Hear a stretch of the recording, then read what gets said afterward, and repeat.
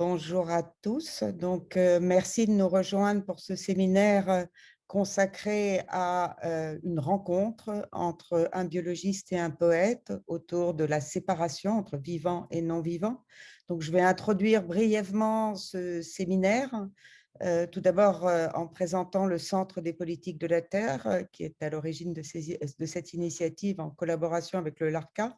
Donc, le Centre des politiques de la Terre est un institut qui travaille sur la question des représentations de la Terre et des phénomènes environnementaux. On y travaille de manière interdisciplinaire en mettant l'accent sur les relations entre sciences naturelles et expérimentales et les sciences humaines et sociales, ainsi que les humanités, bien sûr, incluant les arts. Donc, c'est ce travail qui se concentre donc sur la question à la fois des représentations et de l'interdisciplinarité qui nous a mené, en collaboration avec le LARCA, à vouloir se faire rencontrer, Pierre Vinclair, poète, et François Bouteau, biologiste. Je vais tout de suite céder la parole à ma collègue Cécile Roudot du LARCA.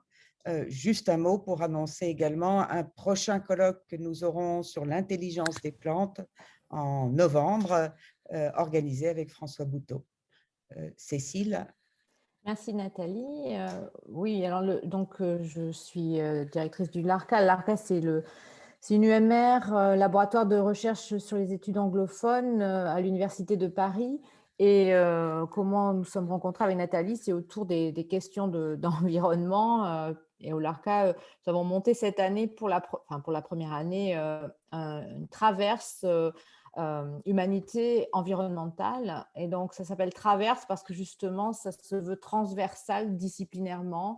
Et on espère que, en gros, tous les membres du laboratoire, que ce soit les historiens, les historiennes, les spécialistes de littérature britannique, américaine, postcoloniale, etc., et les spécialistes de culture visuelle se rencontrent et réfléchissent à ces questions d'écologie, d'extinction, d'environnement. Donc, on s'est rencontrés sur ces questions avec Nathalie et quand on s'est demandé quelle forme pourrait prendre une réflexion commune et interdisciplinaire sur la crise environnementale, on est tombé d'accord sur l'idée d'un séminaire croisé expérimental qui, nous espérons, pourrait déboucher sur des propositions visant à changer nos modes d'habiter la planète.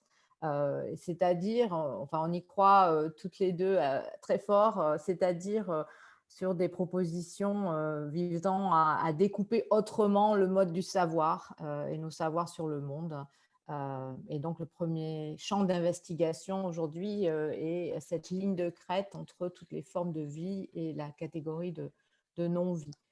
Alors, je pense que Pierre et François ne se connaissaient pas quand Nathalie et moi leur avons écrit. Je peux me tromper, mais je crois que non. Et ils ont aimablement accepté de se prêter au jeu de la conversation ou de la discussion, on verra bien. Donc, quand je réfléchissais un peu à ce qui allait se passer aujourd'hui, je me suis dit, tiens, conversation, c'est un mode de vivre ensemble. En fait, quand on regarde l'étymologie en latin, c'est une façon d'habiter un lieu, de s'y tourner et de s'y retourner. Puisque conversatio en latin, c'est retourner, tourner quelque chose, l'usage fréquent de quelque chose. Puis c'est devenu commerce, intimité, fréquentation. Alors que discussion, ça veut dire fendre, ça veut dire faire une brèche dans, trancher un différend. Donc, est-ce qu'on est dans le cum ou dans le dis? On verra bien. Et donc, l'idée du séminaire, c'était de demander à des praticiens, poètes ou scientifiques, de prendre langue sur les questions de l'écologie. Et pour introduire nos deux orateurs aujourd'hui, je voudrais rapidement faire entendre deux langues, les leurs, je crois. Donc, la première, c'est un disin que j'ai choisi presque au hasard, du recueil La sauvagerie de Pierre Vinclair, un recueil qui est sorti en 2020. Et je vais juste vous le dire, c'est très court. Psidia cataractae. La nature est aimable, la forêt humide, et moi, comment suis-je?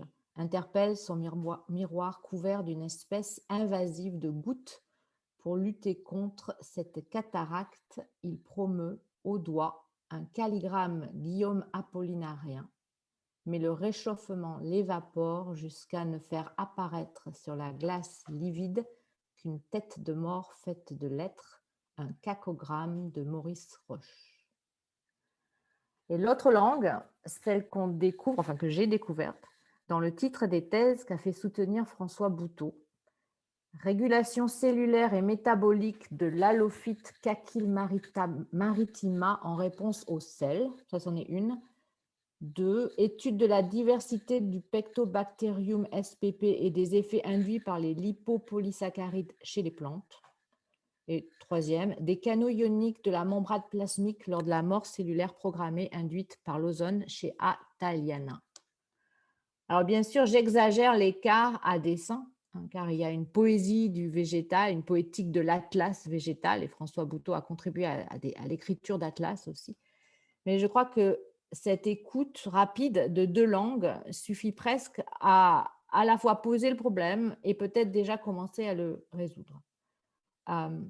Donc, alors que le monde se consume, et là je cite un autre poète américain cette fois, W.S. Merwin, Even though the whole world is burning, poète qui était activiste, essayiste, traducteur.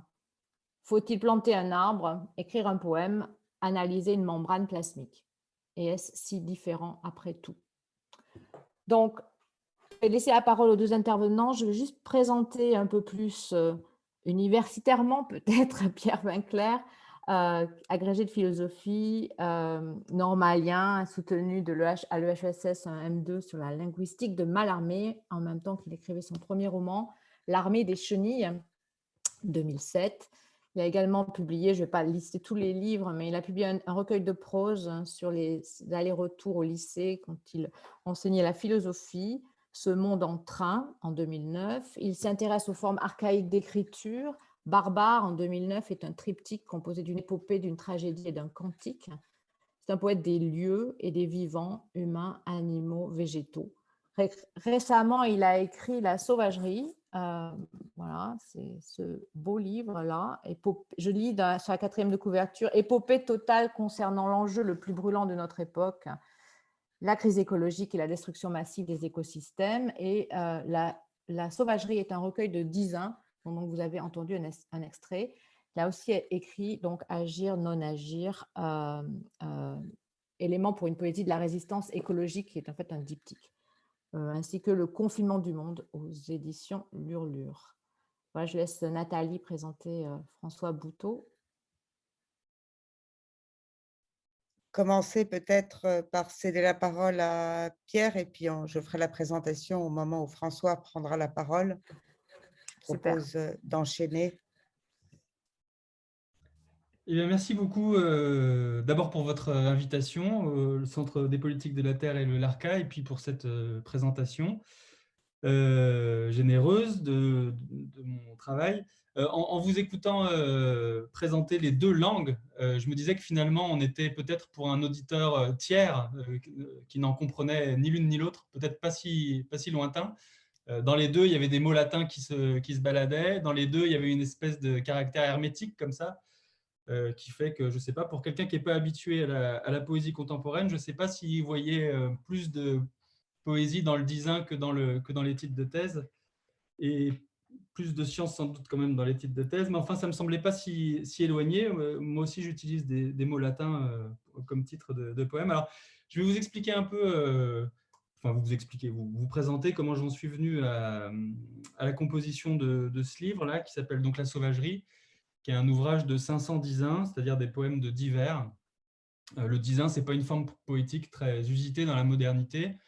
C'est une forme qu'on utilisait beaucoup au XVIe siècle, à la Renaissance. Il y a un livre très célèbre qui s'appelle Délit de Maurice Sèvres, qui comporte 510 et dont j'ai repris la structure pour fabriquer ce livre-là. Le sous-titre de Délit de Maurice Sèvres, c'était Objet de plus haute vertu. Et c'est ça qui m'intéressait, c'était de dire que pour nous, la sauvagerie, c'est l'objet de plus haute vertu. Et donc, reprendre cet outil du design comme d'une cage, en fait, moi, l'enjeu, il était là, c'était parce qu'on pourrait se dire pourquoi utiliser une forme si fixe. C'est que pour moi, l'enjeu, c'était de me servir du design comme d'une cage à l'intérieur de laquelle je pouvais faire apparaître la sauvagerie du poème, avec cette idée que quelque chose de sauvage, de par sa sauvagerie même, se refuse à l'appréhension, à moins qu'on le mette en cage. On peut pas discuter, on peut pas contempler un tigre, mais on peut contempler un tigre en cage. Et on ne peut pas contempler un tigre parce qu'on se fait manger simplement. Et donc, mon idée, c'était de me servir un peu paradoxalement de la forme fixe pour pouvoir contenir ce que j'appelle la sauvagerie du poème. Alors, je voudrais dire un mot pour commencer de ce que j'appelle la sauvagerie du poème, parce que c'est peut-être pas évident. D'autant que cette sauvagerie du poème, j'y suis arrivé ça fait quelques années que j'écris des livres, et c'est assez récemment que j'ai commencé à m'intéresser, comme beaucoup de gens, à titre de citoyen lambda, à la question de l'environnement. Mais ça fait, disons, quelques années que je m'intéresse à la sauvagerie, d'abord comme une poétique. Ça veut dire que ce qui m'intéressait dans la sauvagerie dans un premier temps, ce n'était pas tellement sa connexion avec la sauvagerie des animaux. J'y voyais une propriété du langage, ou en tout cas une propriété du poème plutôt. Une propriété du poème. Qu'est-ce que c'est qu'un poème sauvage? C'est un poème dans lequel un plan homogène et tracé qui fait qu'il n'y a pas d'un côté les signifiants et d'un autre côté les signifiés. Il y aurait une espèce d'animal de langue dans lequel les signifiants passent dans les signifiés et les signifiés dans les signifiants, de la même manière qu'un visage, c'est quelque chose qui est immédiatement expressif et qui n'est pas un ensemble de signifiants qu'il faudrait interpréter pour retrouver les signifiés. Et de la même manière qu'un visage, un corps, un animal, ce sont un ensemble de membres, d'éléments matériels qui sont coordonnés dans un organisme tel qu'il peut procéder à des actions. Et ce coordonnement, cette organisation lui donne un corps, et ce corps porte en lui-même de manière immanente une signification qui n'a pas besoin d'être interprétée. Et c'était ça qui m'intéressait dans l'idée de sauvagerie. D'abord, je l'avais perçu en lisant T.S. Eliot dans ce livre-là qui s'appelle Terre inculte. Et en lisant T.S. Eliot, qui n'est pas du tout un poète qui s'intéresse particulièrement aux animaux ou à la nature, je m'étais dit qu'en fait, la propriété essentielle de son livre, c'est qu'il sabrait les rhétoriques attendues, instituées de la poésie du 19e siècle. Il les sabrait pour instaurer comme ça un plan de langue ni matériel, ni conceptuel, mais entre les deux, comme un ruban de Mébus qui soit à la fois l'un et l'autre, et que sur ce plan de langue, en quelque sorte, où on descend dans les mots, où on est à fleur de mots, le poème peut apparaître comme quelque chose d'autonome, de magnifique, qui fait sens sans qu'on puisse arrêter ce travail du sens, qu'il faut interpréter sans fin, et qui ne nous permet pas qu'on ne peut pas synthétiser dans une idée. C'est-à-dire que quand vous lisez un article de journal ou un discours, vous pouvez dire, vous le lisez, puis à la fin, vous pouvez dire, voilà, ça dit ça, vous pouvez le paraphraser, vous pouvez le transmettre. Mais le poème, il résiste, il vous donne quelque chose qui n'est pas synthétisable en une idée, c'est-à-dire qu'il a un corps qui fait sens, mais dont le sens ne peut pas s'émanciper du corps dont il provient. Et donc, en réfléchissant à ça, petit à petit, je suis venu donc à cette question du corps, cette fois au sens propre, c'est-à-dire au corps de l'animal, et à me dire qu'en fait, cette sauvagerie du poème, elle avait peut-être quelque chose à faire avec la sauvagerie de l'animal. Et j'en suis venu donc à ce projet de la sauvagerie que j'ai imaginé comme un projet utopique d'arche, au sens de l'arche de Noé, c'est-à-dire la volonté, en quelque sorte, de télécharger au sens informatique, de faire passer dans le livre la sauvagerie condamnée d'un monde anthropocénique où non seulement les espèces sauvages disparaissent en nombre d'espèces, mais elles disparaissent en population à l'intérieur de chacune des espèces. Et donc, c'est comme s'il y avait une réduction progressive du territoire sauvage. Et donc, j'ai conçu ce livre comme une tentative d'upload, tant qu'il était encore temps, de faire passer ces espèces dans le poème en m'appuyant sur le cousinage, sur l'identique propriété de sauvagerie que possédaient les animaux et que possédaient les poèmes.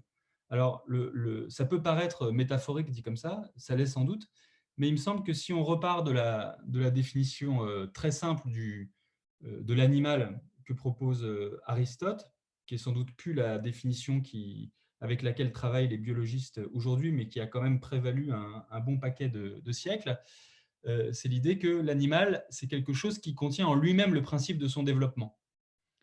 Et le vivant, la vie, c'est ce qui contient en soi-même le principe de son développement. Et il me semble que le poème, par rapport aux autres productions de l'esprit, ou en tout cas par rapport aux autres productions langagières, c'est quelque chose qui contient en lui-même le principe de son développement. Alors pas tant au niveau de la composition, au sens où ce mouvement n'est pas celui de l'auteur, mais celui du poème lui-même, au sens où, une fois fabriqué, le poème a son autonomie, a son inertie, a ses mouvements propres. Et alors, je voudrais en donner un exemple. Alors, un exemple que je trouve dans la sauvagerie. C'est un exemple que je trouve intéressant parce que c'est un poème c'est un poème qui a été assez cité quand le livre est sorti, comme s'il était une espèce de tract, c'est-à-dire comme si c'était un discours qu'on pouvait aisément paraphraser, dont on pouvait faire ressortir l'idée, dont on pouvait synthétiser l'idée, c'est-à-dire comme si ce n'était pas un poème. C'est-à-dire, alors je vais vous le lire, vous allez tout de suite comprendre pourquoi. On voit que donc c'est le dizain numéro 35. Alors je vous le lis, puis je vous le commenterai brièvement pour dire d'une part pourquoi il a été un peu perçu comme une espèce de tract et pourquoi moi j'y vois au contraire un poème sauvage, c'est-à-dire quelque chose qu'on ne peut pas synthétiser en une idée et donc avec lequel on doit rester, avec lequel on doit vivre. C'est-à-dire on peut l'apprendre par cœur si on veut, mais on ne peut pas le transformer en autre chose. Alors je vous le lis. Vois ce poème. Il n'empêche le crime, ni ne ranime les mammifères morts. C'est notoire.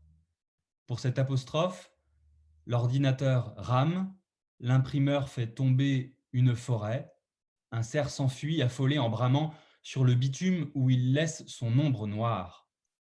Le lourd camion du diffuseur l'a percuté. Ce n'est qu'un poème. Il a la beauté friable du carbone dont il cherche l'excuse froide pour nous rapprocher de la catastrophe. Alors, c'est un poème qui semble dire, finalement, la poésie aussi, écrire de la poésie aussi, contribue à la dévastation des écosystèmes, à l'augmentation du CO2, etc. Elle dit, voilà, voit ce poème, le camion du diffuseur percute un cerf, et puis donc on ne peut pas s'exonérer quand on fait de la poésie, on peut pas, il y aurait une espèce de posture comme ça. Et donc, comme un poème qui serait une espèce de preuve d'humilité du poète écrivant un livre sur la sauvagerie et qui dirait que lui-même, finalement, avec son art, ne peut pas faire la belle âme parce que lui-même participe à la destruction des écosystèmes, etc. Et en effet, il y a en partie ça dans ce poème. Mais si c'est un poème précisément pour moi, et pas simplement un discours qui dirait si vous écrivez de l'écologie, et que vous publiez des livres sur l'écologie, vous contribuez aussi au problème, puisqu'il va y avoir un imprimeur, une forêt qui va être abattue, un cerf qui va être percuté, etc. Si ce n'est pas simplement un tract, pour moi, c'est pour deux raisons, principalement dans ce poème. La première, c'est pour la scène qui est libérée, comme ça, comme un espace de fiction qui surgit, c'est-à-dire, pour cette apostrophe, l'ordinateur rame, l'imprimeur fait tomber une forêt, un cerf s'enfuit. Et dans cette simple mention, un cerf s'enfuit, moi j'entends l'ouverture d'un espace de fiction qui est irréductible en fait au discours. Un cerf s'enfuit, affolé, en bramant, sur le bitume où il laisse son ombre noire. Il y a une espèce de scène de crime comme ça qui est arrivée et qui en quelque sorte a transformé le tract en espace de rêverie. Donc ça, c'est la première chose qui est importante pour moi. Cet espace de rêverie, cet espace de fiction, c'est un lieu en fait où, me semble-t-il, le lecteur peut habiter. C'est-à-dire, c'est un espace imaginaire dans lequel il fait bon rêvasser. Ce qui est tout à fait différent d'un discours qui dirait « Oh, c'est pas bien, vous contribuez à déforester ». Donc ça, c'est la première raison pour laquelle, à mon avis, ce poème n'est pas réductible disons, à son discours. La deuxième raison, elle tient, c'est pour ça que j'ai choisi ce poème, c'est que les deux opérateurs sont assez différents. La deuxième raison, elle tient à un assemblage syntaxique de phrases qui est, en tout cas pour moi, peut-être qu'un lecteur plus intelligent que moi comprendrait ce que ça veut dire, mais pour moi, est absolument insynthétisable en une idée, c'est-à-dire je ne comprends pas ce que ça veut dire. je vois dans la composition de cette phrase une nécessité, et c'est pour ça que je l'ai écrite comme ça, à l'issue de multiples essais et erreurs, mais je n'arrive pas à la paraphraser en d'autres choses. C'est la dernière phrase qui dit « Ce n'est qu'un poème, il a la beauté friable du carbone ». Jusqu'ici, je vois à peu près ce que ça veut dire. Ce n'est qu'un poème, il a la beauté friable du carbone. Bon. Ce n'est qu'un poème, il a la beauté friable du carbone dont il cherche l'excuse froide pour nous rapprocher de la catastrophe. Et cette phrase, elle s'impose à moi, si vous voulez, comme si elle était extérieure, comme si ce n'était pas moi qui l'avais écrite, et comme si c'était une espèce de message oraculaire que j'avais trouvé, que m'avait dicté, je ne sais pas, une pitié quelconque, et avec laquelle il fallait que je me débrouille en la mâchouillant, en la ruminant, mais dont je ne pourrais pas me débarrasser à si bon compte en disant, bah voilà, cette phrase, elle dit ça. Je sais pas exactement ce qu'elle dit. Tout ce que je peux, c'est la répéter. Ce n'est qu'un poème. Il a la beauté friable du carbone dont il cherche l'excuse froide pour nous rapprocher de la catastrophe. Et cette propriété du poème à être insynthétisable, imparaphrasable et pourtant à porter avec lui une forme de nécessité, j'y vois une identité de structure avec l'animal et avec le rapport qu'on peut avoir avec l'animal, c'est-à-dire un rapport au fond de contemplation. Je peux pas le. Alors, on peut manger l'animal aussi. Et on peut manger l'animal comme on peut manger le discours, c'est-à-dire le synthétiser, le transformer en autre chose, comme on va prendre les molécules de l'animal en le mangeant, ses protéines, etc. Et le poème, il résiste comme dans sa cage, et il empêche cette assimilation en nous opposant cette espèce de frigidité sémantique, ce marbre autour duquel on peut tourner comme une statue énigmatique, mais qui ne peut pas être transformé en autre chose. Alors, ça, c'est ça que j'appelle la sauvagerie. C'est cette propriété du poème à être pas assimilable. Alors, le deuxième point sur lequel je voulais rebondir, c'est qu'à partir du moment où je me suis dit que le poème était une sorte d'animal, j'ai essayé d'en envisager les actions. À partir du moment où il est animal, il est automu, il peut faire des choses, et en tant qu'il peut faire des choses, je voulais savoir ce qu'il pouvait faire. Et il me semble que sur la question écologique, la plupart des poèmes accomplissent un seul type d'action, qui est une action de déploration, une action élégiaque, c'est-à-dire les poètes se plaignent de la disparition des écosystèmes et fabriquent des poèmes qui sont à la fois une mémoire et une lamentation par rapport à ces écosystèmes disparus ou en cours de disparition. Et je voulais savoir si on ne pouvait pas essayer de faire autre chose que simplement se lamenter ou regretter la disparition des écosystèmes, c'est-à-dire autre chose que le poème élégiaque. Et c'est la raison pour laquelle j'ai imaginé dans ce livre un ensemble assez varié d'actions, alors qui, pour partie, ont une dimension utopique. Alors, je voudrais prendre un exemple pour voir comment l'action utopique du poème peut s'articuler avec l'action réelle, puisque moi, ce qui m'intéresse, c'est quand même l'action réelle, la pragmatique réelle des choses dans un monde où il faut vraiment sauver les animaux et pas simplement faire des livres mignons qui disent qu'on est des gentilles personnes. Si la situation nous requiert, c'est parce qu'il y a un problème qui est dans l'ordre des choses. Et le traitement qu'on en fait dans les représentations doit aboutir à une amélioration des choses réelles. Donc, je ne peux pas en rester à une solution utopique. Donc, je vais d'abord présenter le travail utopique du poème et ensuite voir comment j'envisage qu'elle peut se brancher avec la question pratique de l'action. Alors, pour ce faire, je voudrais vous montrer un poème. Je voudrais le montrer parce qu'il a une propriété particulière, ce poème, qu'on ne comprendra pas si on ne le voit pas. Donc, je vais partager mon écran une seconde. Donc, c'est un autre poème de la sauvagerie qui a un nom latin, comme dans les thèses de biologie. Donc, c'est Antilophia bokermani. Donc, vous aurez reconnu sans doute le manaquin du Brésil, un petit oiseau qui fait partie des 100 espèces le plus en voie d'extinction, enfin en voie d'extinction critique. Et donc, dans une partie de la sauvagerie, il y a une centaine de poèmes qui reprend les 100 espèces les plus en voie d'extinction et qui, pour chacune de ces espèces, essaye de proposer un refuge, c'est-à-dire de tenter de protéger l'espèce en voie d'extinction en repartant de ses coordonnées géographiques et en imaginant à partir de ça un scénario utopique pour la protéger. Alors, je vais vous lire ce poème et après, je vais vous expliquer pourquoi il est comme ça. Antilophia bokermani. Hé, pinceau de calligraphie volant, protégé de la pluie par ta capuche rouge, puis-je te retourner en loose dé pour t'abriter dans les caractères noirs de l'imprimerie qu'un correcteur borné souligne? L'anakinem, cela t'éloigne du touriste inutile, mais te rapproche du baba-figue fatigant et de l'Estensal, derrière laquelle t'attend la mort, vert défleuré par le poème à plomb. Alors, si je vous le montre, ce poème, c'est parce que, comme vous voyez, sur Word, les mots qui sont inconnus par le logiciel sont soulignés en rouge. Et la stratégie de ce poème est précisément de planquer l'oiseau, donc qui appartient aux forêts brésiliennes, de planquer l'oiseau dans le poème. Et alors, pour ce faire, j'utilise le largonji. Donc, le largonji, c'est l'argot des louchebem, c'est-à-dire des bouchers, qui consiste à… le mot le plus connu de l'argonji, c'est loose-dé, quand on dit en loose-dé. En loose-dé, ça veut dire en douce, en fait. Et le largonji, c'est un argot qui consiste à mettre la première lettre du mot à la fin et de remplacer cette première lettre par le L. C'est pour ça que douce devient loose-dé.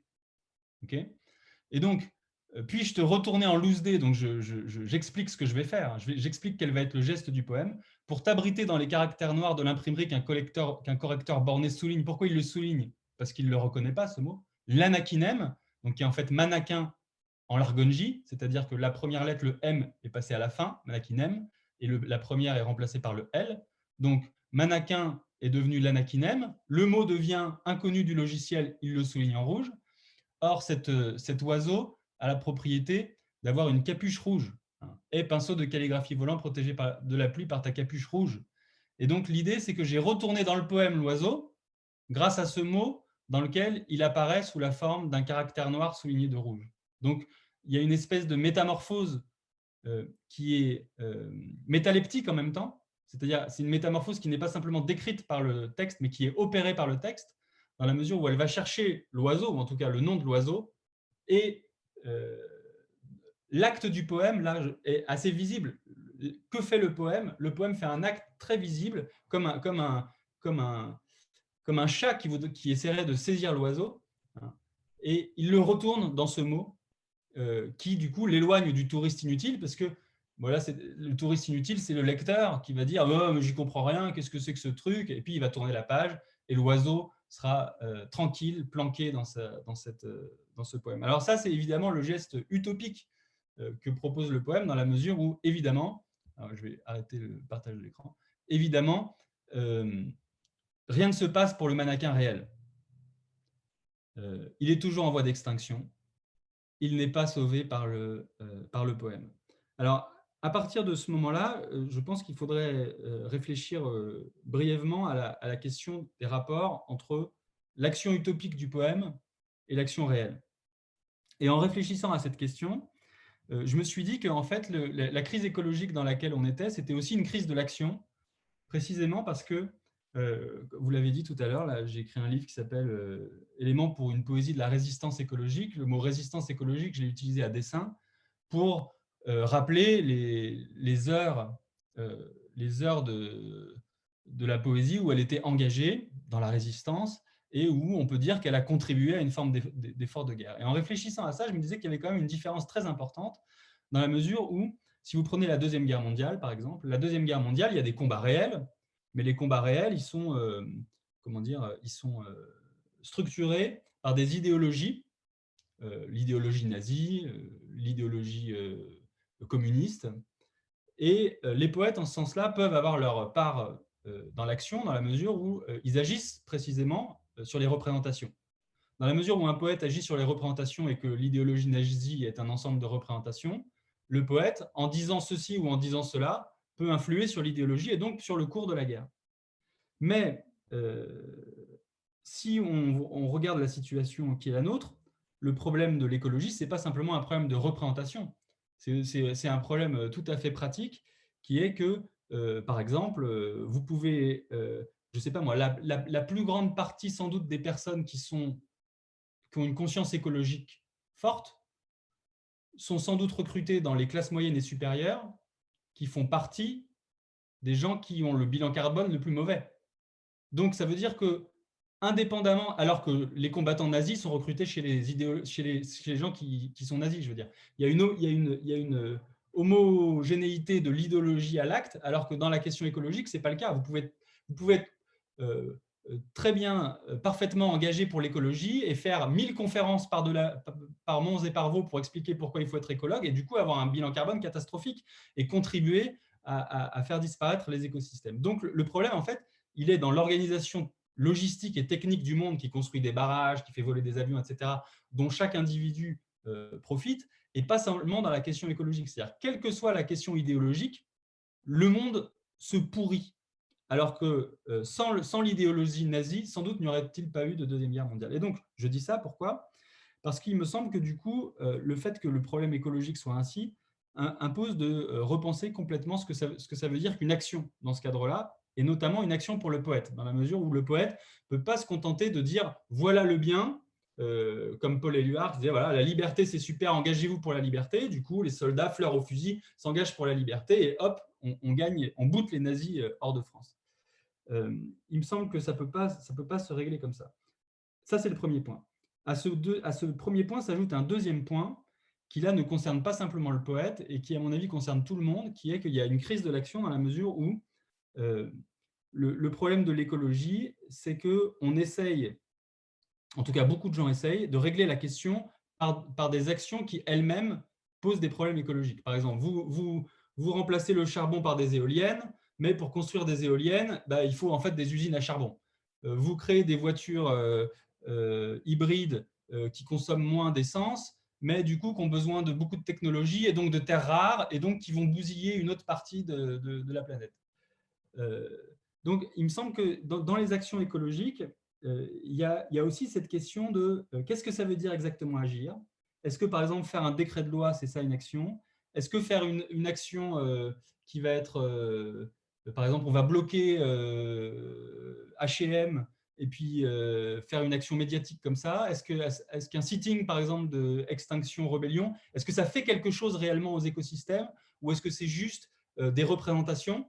Sachant que, comme j'ai essayé de le dire tout à l'heure, le problème, il n'est pas dans les représentations seulement, il est dans la manière dont les écosystèmes réels sont mobilisés. Donc, ça pose la question de, on sait agir sur nos représentations à peu près, mais comment est-ce qu'on peut agir sur le réel ? Et a fortiori, quand on est un poète, où même l'action qu'on a sur les représentations est vraiment minime, a priori, et donc, qu'est-ce que ça peut faire ? Et donc, pour finir cette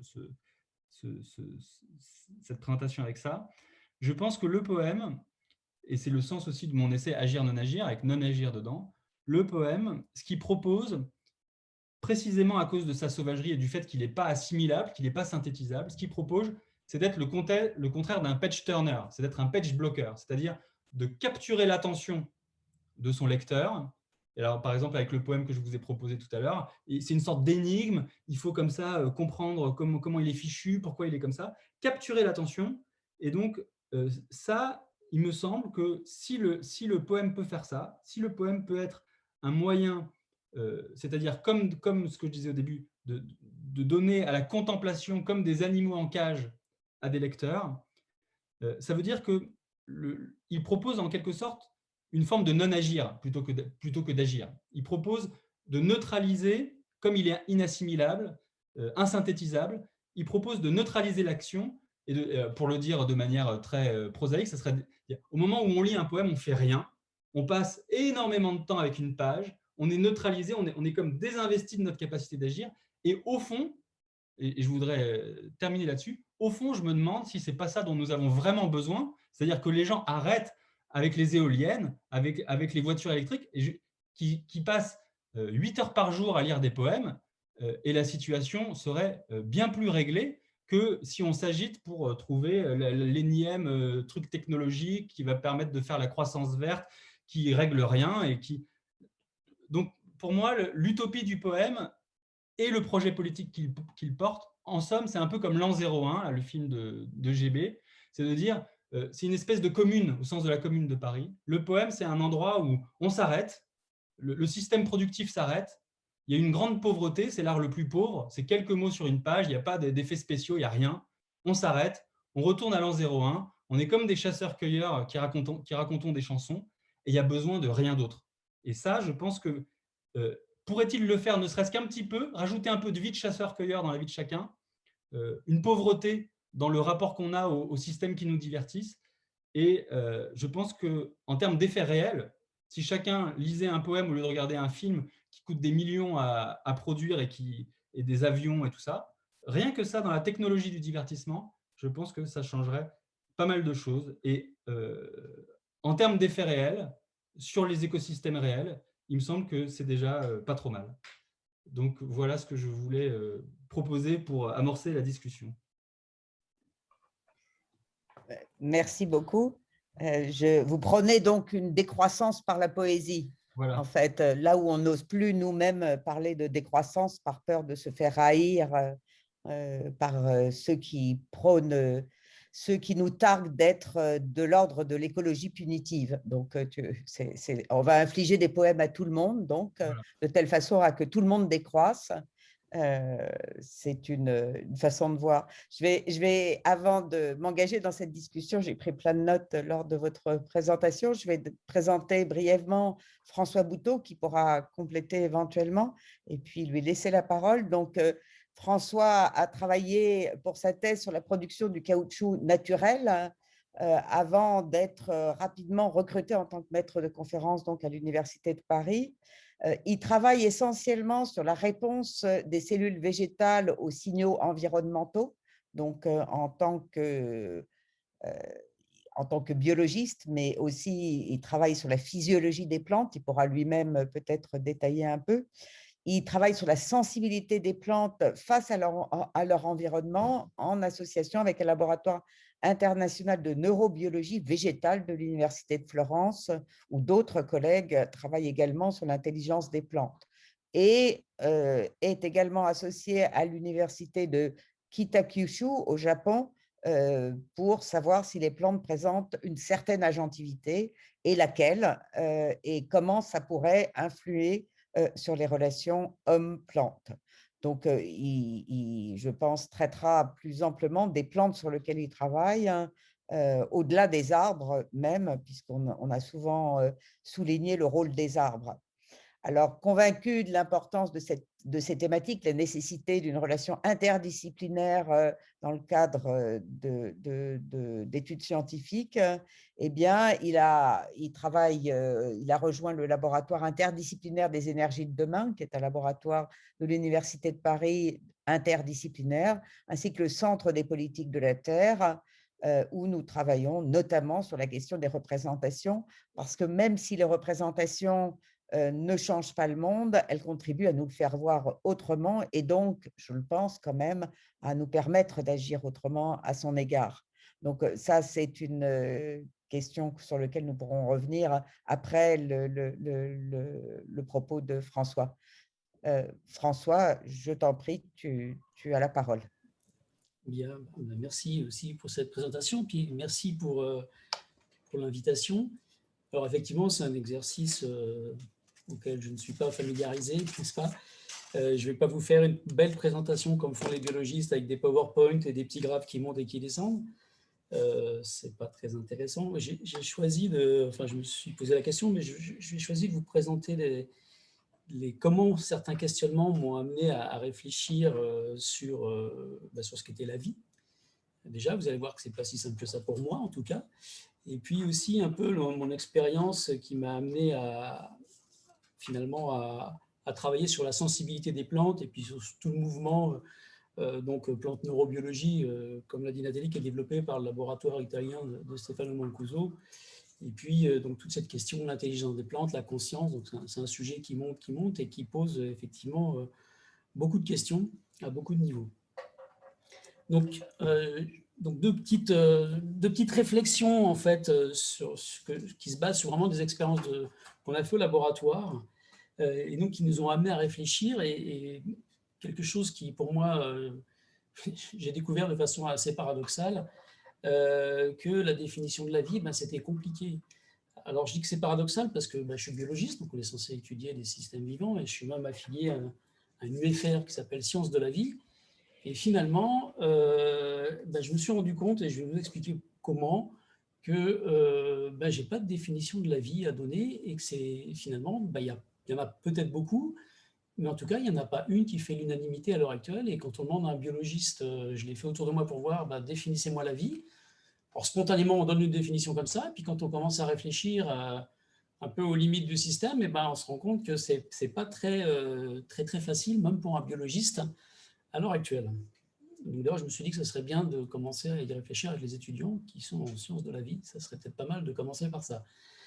Donc, alors, la petite histoire, pour comprendre comment je me suis mis à réfléchir à ça, c'est aussi une histoire, vraiment une histoire de laboratoire. Il se trouve que dans notre laboratoire, on a eu à déménager et il y avait donc une personne qui avait rejoint l'équipe et qui avait travaillé dans les années 80 sur des microalgues. Donc on est loin des arbres, comme disait Nathalie, on ne s'intéresse pas aux arbres. Donc des microalgues, c'est des petites euglénes qui font 50 micromètres. Donc c'est vraiment en dessous du millimètre, c'est tout petit. Il faut voir ça au microscope.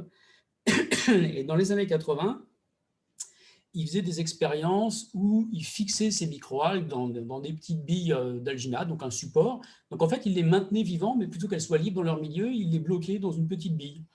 Et puis, il faisait des mesures de physiologie, de photosynthèse, des choses comme ça. Et donc, l'idée, c'était éventuellement de faire des biocapteurs. C'est encore des choses qu'on développe à l'heure actuelle. Donc, d'avoir un organisme vivant qui est fixé, et puis on peut lui soumettre des différents milieux plus ou moins pollués, puis on regarde sa réponse, et ça donne donc un biocapteur. Et en fait, donc ils ont fait ces manips dans les années 80, 83 à 86, ils ont publié ça. Et quand on a fait notre deuxième déménagement en 2013, quand j'ai rejoint le laboratoire interdisciplinaire des énergies de demain, donc on vidait nos frigos et on retrouve ces fioles avec ces petites algues bloquées dedans, donc depuis les années 80. Donc ça faisait plus de 30 ans qu'elles étaient là. Et donc on se dit, bon, on va acheter tout ça, c'est mort, c'est fini. Puis on regarde un peu ces algues et on voit les petites billes bien vertes. Et donc, qui dit vert, ça dit chlorophylle, comme dans n'importe quelle feuille d'arbre. Et puis, en fait, ce qu'on sait très bien en biologie, c'est que quand quelque chose meurt, cette chlorophylle, elle se dégrade et elle disparaît. En fait, vous avez des bactéries qui vont dégrader ça, ça disparaît. Donc, si c'était vert, c'est que c'était vivant. Alors là, on s'est dit, c'est quand même extraordinaire qu'une microalgue, qui d'habitude a un temps de génération, c'est-à-dire qu'elle se divise en deux, on va dire toutes les 24 heures, ça peut être plus rapide, mais vous voyez, ça se divise au bout de 24 heures. Là, elles sont bloquées physiquement dans les microbilles, donc elles ne peuvent pas se diviser. Et en plus, ça fait plus de 30 ans qu'elles sont dans le frigo. Donc le frigo, il est quand même avec la porte fermée la plupart du temps, donc à l'obscurité. Donc elles ne peuvent pas faire photosynthèse. Et donc, voilà, on a découvert dans le frigo une mine de réflexion et on a commencé à chercher en se disant, bon, ça doit être vivant puisque c'est vert. Donc on a fait un test de photosynthèse, on regarde l'efficacité photosynthétique, donc on envoie nos petits rayons dessus, on regarde, ça répond. Et en fait, c'est un test qui est utilisé pour évaluer la viabilité des cellules. En fait, ce n'est pas la viabilité, ce n'est pas la vie qu'on mesure, c'est la capacité de répondre d'un certain nombre de protéines et de pigments. Et donc, on voit que ça répond. Alors déjà, on était content, on se dit c'est vivant. Et puis, on fait de la microscopie électronique, c'est-à-dire qu'on va regarder la structure de ces microalgues pour voir un peu si elles ne sont pas trop déformées, enfin, à quel point elles se portent bien, en quelque sorte. Et alors là, surprise, c'est complètement déstructuré. Donc les membranes sont cassées et tout. On a bien des formes de chloroplastes assez intègres, mais ce n'est pas vivant en quelque sorte. Donc on se retrouve avec deux jeux de données. Un coup, on se dit c'est vivant avec ce test-là. On regarde la structure, ce n'est pas possible que ce soit vivant. Donc bien sûr, on se pose des questions techniques, on vérifie les choses. Donc on part sur d'autres techniques et on va regarder un peu d'autres mesures des activités enzymatiques, s'il y a des réserves de sucre qui permettent de soutenir la vie, des réserves de lipides. Donc, on fait plein de tests de biologie cellulaire. Et plus on avance, plus c'est compliqué. Parce que finalement, on a des activités enzymatiques qui semblent fonctionner, donc ça serait vivant, et puis on n'a plus aucune réserve qui permette de soutenir la vie. Et donc, en fait, ça fait quelques années qu'on fait ces petites mesures sur nos algues, et on n'arrive pas à trancher. Donc, on ne sait pas si elles sont vivantes ou pas vivantes. Donc, vous comprenez qu'on se dit, bah, c'est quoi la définition du vivant par rapport à ces systèmes-là? Et donc, on commence à faire de la biblio. Et par exemple, en bactériologie, pour voir qu'une culture bactérienne elle est bien vivante quand elle a été stockée ou quelque chose, on la remet en culture. Et puis, si la culture reprend, c'est-à-dire que la population se divise et donne une nouvelle biomasse, et bien là, on considère que c'est vivant. Donc, on tente le coup de relancer une culture. Et alors là, on voit quelques algues qui commencent, alors on les sort de leurs petites billes, on les remet dans un milieu frais, et on voit quelques algues qui bougent, on fait une petite vidéo de ça, donc fantastique, mais on n'arrive pas à lancer la culture. Donc on se retrouve avec des petites algues qui bougent, donc on retrouve une caractéristique essentielle de l'algue quand elle est dans son milieu libre, et puis on n'arrive pas à lancer la population. Donc par rapport aux définitions du vivant des microbiologistes, ça ne colle toujours pas. Et donc, on en est là. Donc, on cherche des nouvelles manips, on tournicote autour. Et bien sûr, on a regardé un peu plus dans la bibliographie et on a réfléchi. Finalement, c'est là où on s'est rendu compte que la définition du vivant, c'est très compliqué. Vous avez tous entendu parler des virus, notamment par la période actuelle, ça serait un peu difficile d'y échapper. Et le virus, c'est un bel exemple parce qu'un certain nombre de biologistes vous diront qu'un virus, ce n'est pas vivant, puisque ce n'est pas autonome en soi, ça a besoin d'une autre cellule vivante pour faire sa réplication et donc générer des nouveaux virus. Ceci dit, ça possède une information génétique qu'elle va donc répliquer grâce à une autre cellule, mais bon, il y a quand même un certain nombre de supports qui sont très proches d'autres éléments vivants. Et il y a d'ailleurs certains scientifiques qui classeraient bien les virus comme un axe de l'arbre du vivant. On pourrait considérer que c'est même une cellule qui est réduite à son expression minimale et qui peut vivre en parasitant d'autres cellules. Donc, c'est là où on se rend compte que la définition du vivant, finalement, il n'y a rien de très clair, même pour les biologistes. Et en allant un peu plus loin, on s'est rendu compte que c'était peut-être une évidence, il aurait peut-être fallu commencer par ça, mais depuis Claude Bernard, donc au XIXe siècle, il y avait des définitions qui parlaient de vie latente. Donc finalement, il y a des organismes vivants, on sait les définir. Quand ils sont bien morts, on voit à quoi ça correspond. Et puis, il y a des organismes qui sont en vie latente. Alors là, on a des très beaux exemples de ça. Et cette vie latente, finalement, c'est un troisième état qui n'est pas très bien défini. Alors, on sait qu'il y a un certain nombre d'organismes qui peuvent se mettre, notamment lorsqu'ils sont extrêmement desséchés, dans des états où ils ne peuvent pas supporter les réactions biochimiques de la vie. Donc, on ne peut pas les considérer comme vivants. Tous les tests dont je vous ai parlé, on peut les faire, ça ne marchera pas. Mais ils peuvent redonner la vie. Et pour moi, l'exemple parfait de ça, c'est la graine. Donc, toutes les graines ne sont pas comme ça, mais vous savez qu'il y a un certain nombre de graines qui sont produites par les plantes. Et donc, pour passer à la mauvaise saison, ces graines vont être extrêmement desséchées, donc elles perdent beaucoup d'eau. Et donc, lorsqu'elles perdent cette eau, donc les cellules qui sont vivantes au départ, elles deviennent vitreuses, donc elles ne peuvent plus supporter des réactions biochimiques, elles n'ont plus assez d'eau pour ça. Les structures peuvent être extrêmement altérées, c'est-à-dire qu'il n'y a plus de membrane.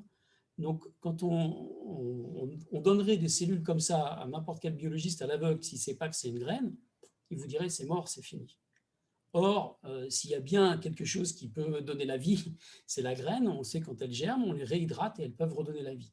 Donc, en fait, mon histoire donc, sur cette définition du vivant, c'est qu'en réfléchissant à ces questions, on revient sur des évidences, mais je pense que la définition du vivant elle-même, elle est extrêmement difficile à donner. Donc moi, pour en donner une à l'heure actuelle, c'est compliqué. Or, chez les biologistes, il y a deux grands éléments pour le vivant. C'est effectivement la capacité d'autoréplication. Donc c'est la fameuse autoréplication de l'ADN, plus ou moins à l'identique d'une génération à l'autre. Donc ça, c'est une des définitions de la vie. Et une autre qui est donnée par d'autres personnes, ça va être le maintien de l'homéostasie. C'est-à-dire que quand vous avez une cellule vivante, elle est entourée d'une membrane, c'est une espèce de sac, qui a un certain nombre de composés qui permettent d'avoir des réactions biologiques, biochimiques, et donc qui est le support de la vie, ça va être la synthèse de protéines et des choses comme ça. Et en fait, je pense que la définition du vivant, c'est d'ailleurs plutôt une association des deux, parce qu'il faut les deux pour que ça marche. Et alors ça paraît, ce que je voulais vous illustrer avec ça, c'est que ça paraît évident, d'avoir ces connaissances sur la vie, mais finalement, en tant que biologiste, toutes ces évidences-là, eh ben, elles disparaissent à travers un certain nombre d'expériences. Et c'est en ça que ça me paraissait intéressant comme témoignage sur le thème qu'on avait évoqué, les limites entre le vivant et le non-vivant. Donc, moi, le message que je sors de ça, c'est que le non-vivant peut revenir à la vie. Alors, pas tout, je ne peux pas vous dire qu'une pierre va devenir vivante, mais je pense que c'est intéressant dans les réflexions qu'on peut avoir à l'heure actuelle sur la biologie de réfléchir sur toutes ces questions. Et un autre élément alors c'est pas tout à fait le vivant, mais on travaille là-dessus, ça va faire un peu un lien avec les deuxièmes expériences dont je vais vous parler. Donc nous, à l'heure actuelle, on fait un travail sur les plantes, hein, en fait, en les anesthésiant. Donc l'anesthésie, tout le monde, vous connaissez ça, hein, donc si on doit subir une opération un peu douloureuse, on vous anesthésie avec un certain nombre de molécules. Et donc, vous allez passer d'un état conscient à un état inconscient.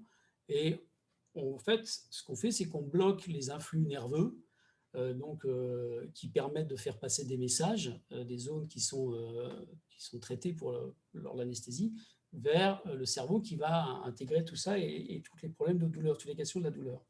Et en fait, on sait, alors là encore, depuis Claude Bernard, il a fait beaucoup de choses, ce brave homme, on sait très bien qu'on peut aussi anesthésier une plante. Et ces expériences-là, elles m'intéressent beaucoup parce que finalement, l'anesthésie, c'est la perte de conscience. Et donc, la perte de conscience, on voit très bien ce que c'est un animal. Et en fait, si on fait les mêmes expériences sur une plante, eh bien, on va lui faire perdre conscience. C'est une question. Est-ce que ça veut dire que la plante a une conscience? Et donc là, on part encore dans un monde assez particulier, qui est vraiment très, très discuté à l'heure actuelle, donc sur les capacités des plantes. Et je pense qu'il y a un grand jeu sur les définitions des mots. Donc, que ce soit pour la vie, en fait, on se rend compte que ce n'est pas facile d'utiliser, en tout cas au moins scientifiquement, le mot être vivant ou pas vivant. C'est difficile à définir, même finalement au niveau cellulaire, montrer qu'une cellule est vivante ou morte, on se rend compte que ce n'est pas si simple que ça. Tous les outils qu'on a sont des outils qui vont souvent être indirects. Et pour la conscience, eh bien, je crois qu'il convient de définir les mots, en fait, ce qu'on met derrière les mots avant de pouvoir en parler, parce que si on fait des expériences simples avec lesquelles on va dire qu'on fait perdre conscience à un animal, on fait la même chez une plante, eh ben, on va inhiber les mêmes processus biologiques, on va inhiber des réponses, hein, et donc est-ce qu'on fait perdre conscience à une plante? C'est une question qui se pose. Et donc moi, toute cette question autour des sensibilités des plantes, donc Nathalie a expliqué tout à l'heure que c'était un champ de travail qui m'intéresse en particulier. Et c'est vrai que travaillant sur les réponses au stress chez les plantes, l'idée de départ, c'est de voir si la plante est capable de réagir. Et si on veut avoir une idée productiviste, c'est d'avoir une plante qui réagit bien et qui va pouvoir supporter tel stress et donc être mise en culture dans telles conditions, etc. Mais en fait, ce qu'il y a derrière, c'est que nous, tous les mécanismes cellulaires qu'on arrive à décrire, on se rend compte qu'ils sont très proches, finalement, des mécanismes cellulaires et moléculaires qu'on a chez les animaux qui sont sensibles. Et en moi, ces expériences-là, je me suis rendu compte au cours de mon parcours, avec une réflexion a posteriori, que j'avais une sensibilité très, très évidente à l'heure actuelle par rapport à ça, mais que l'expérience que j'ai, c'est qu'elle vient d'assez loin, puisque lors de ma thèse, Nathalie expliquait que j'ai travaillé sur Hevea brasiliensis et donc la production de caoutchouc naturel. Donc, c'était pas très poétique comme travail, hein, c'était vraiment une idée de production très claire. Une façon de stimuler la production chez les Hevea, c'est de leur donner des coups de bâton. En fait, on les stresse, et quand on les stresse, ça stimule la production de caoutchouc naturel. Donc, voilà. Et en fait, pour stimuler cette production, il faut faire rentrer du sucre, parce que le sucre, c'est le précurseur du caoutchouc naturel, hein, des isoprènes, ces molécules-là. Donc moi, le travail qu'on m'a donné de faire, c'était de voir comment les sucres rentraient dans les cellules. C'était un travail très technique. Mais en fait, les techniques que j'ai dû apprendre pour faire ce travail sont des techniques d'électrophysiologie. Donc on mesure des flux d'ions à travers les membranes plasmiques. Et en fait, ce sont les mêmes techniques qui sont utilisées en neurobiologie. Et donc moi, intuitivement, je dirais intuitivement, parce que ce n'était pas réfléchi du tout quand j'ai fait ça. Et d'ailleurs, ce n'est pas du tout un travail scientifique que j'ai fait. Donc, je faisais mon petit travail scientifique, on va dire bête et méchant, où je mesurais mes rentrées de sucre dans les cellules. Mais en fait, j'avais branché mes EVA, je leur avais mis des petites électrodes dessus et je disais aux gens qui rentrent dans le laboratoire, dis bonjour à ma plante, parce qu'à partir du moment où on a des signaux électriques qu'on branche sur un amplificateur, eh bien, on peut mettre derrière n'importe quel signal, mais si on met un haut-parleur, ça fait du bruit. Et donc moi, c'était mon petit jeu à moi, quand les gens rentraient dans ma salle de manip, s'ils voulaient me parler, il fallait qu'ils disent bonjour à ma plante d'abord.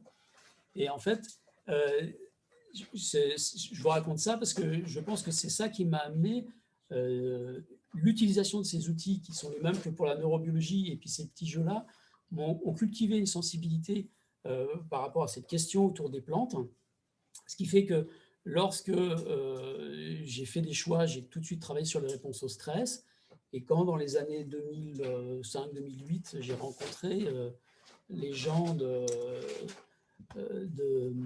l'Université de Florence qui développait toutes ces thématiques autour de la neurobiologie végétale et de la sensibilité des plantes, je me suis un peu trouvé à la maison, je dirais, avec une réflexion qui s'est ouverte, que je n'avais pas, en fait, moi, par mon parcours, je n'étais pas arrivé à cette réflexion, mais quand ils me l'ont présenté, ça m'a paru être une évidence, en fait. Et donc, c'est comme ça que je suis arrivé à ces discussions.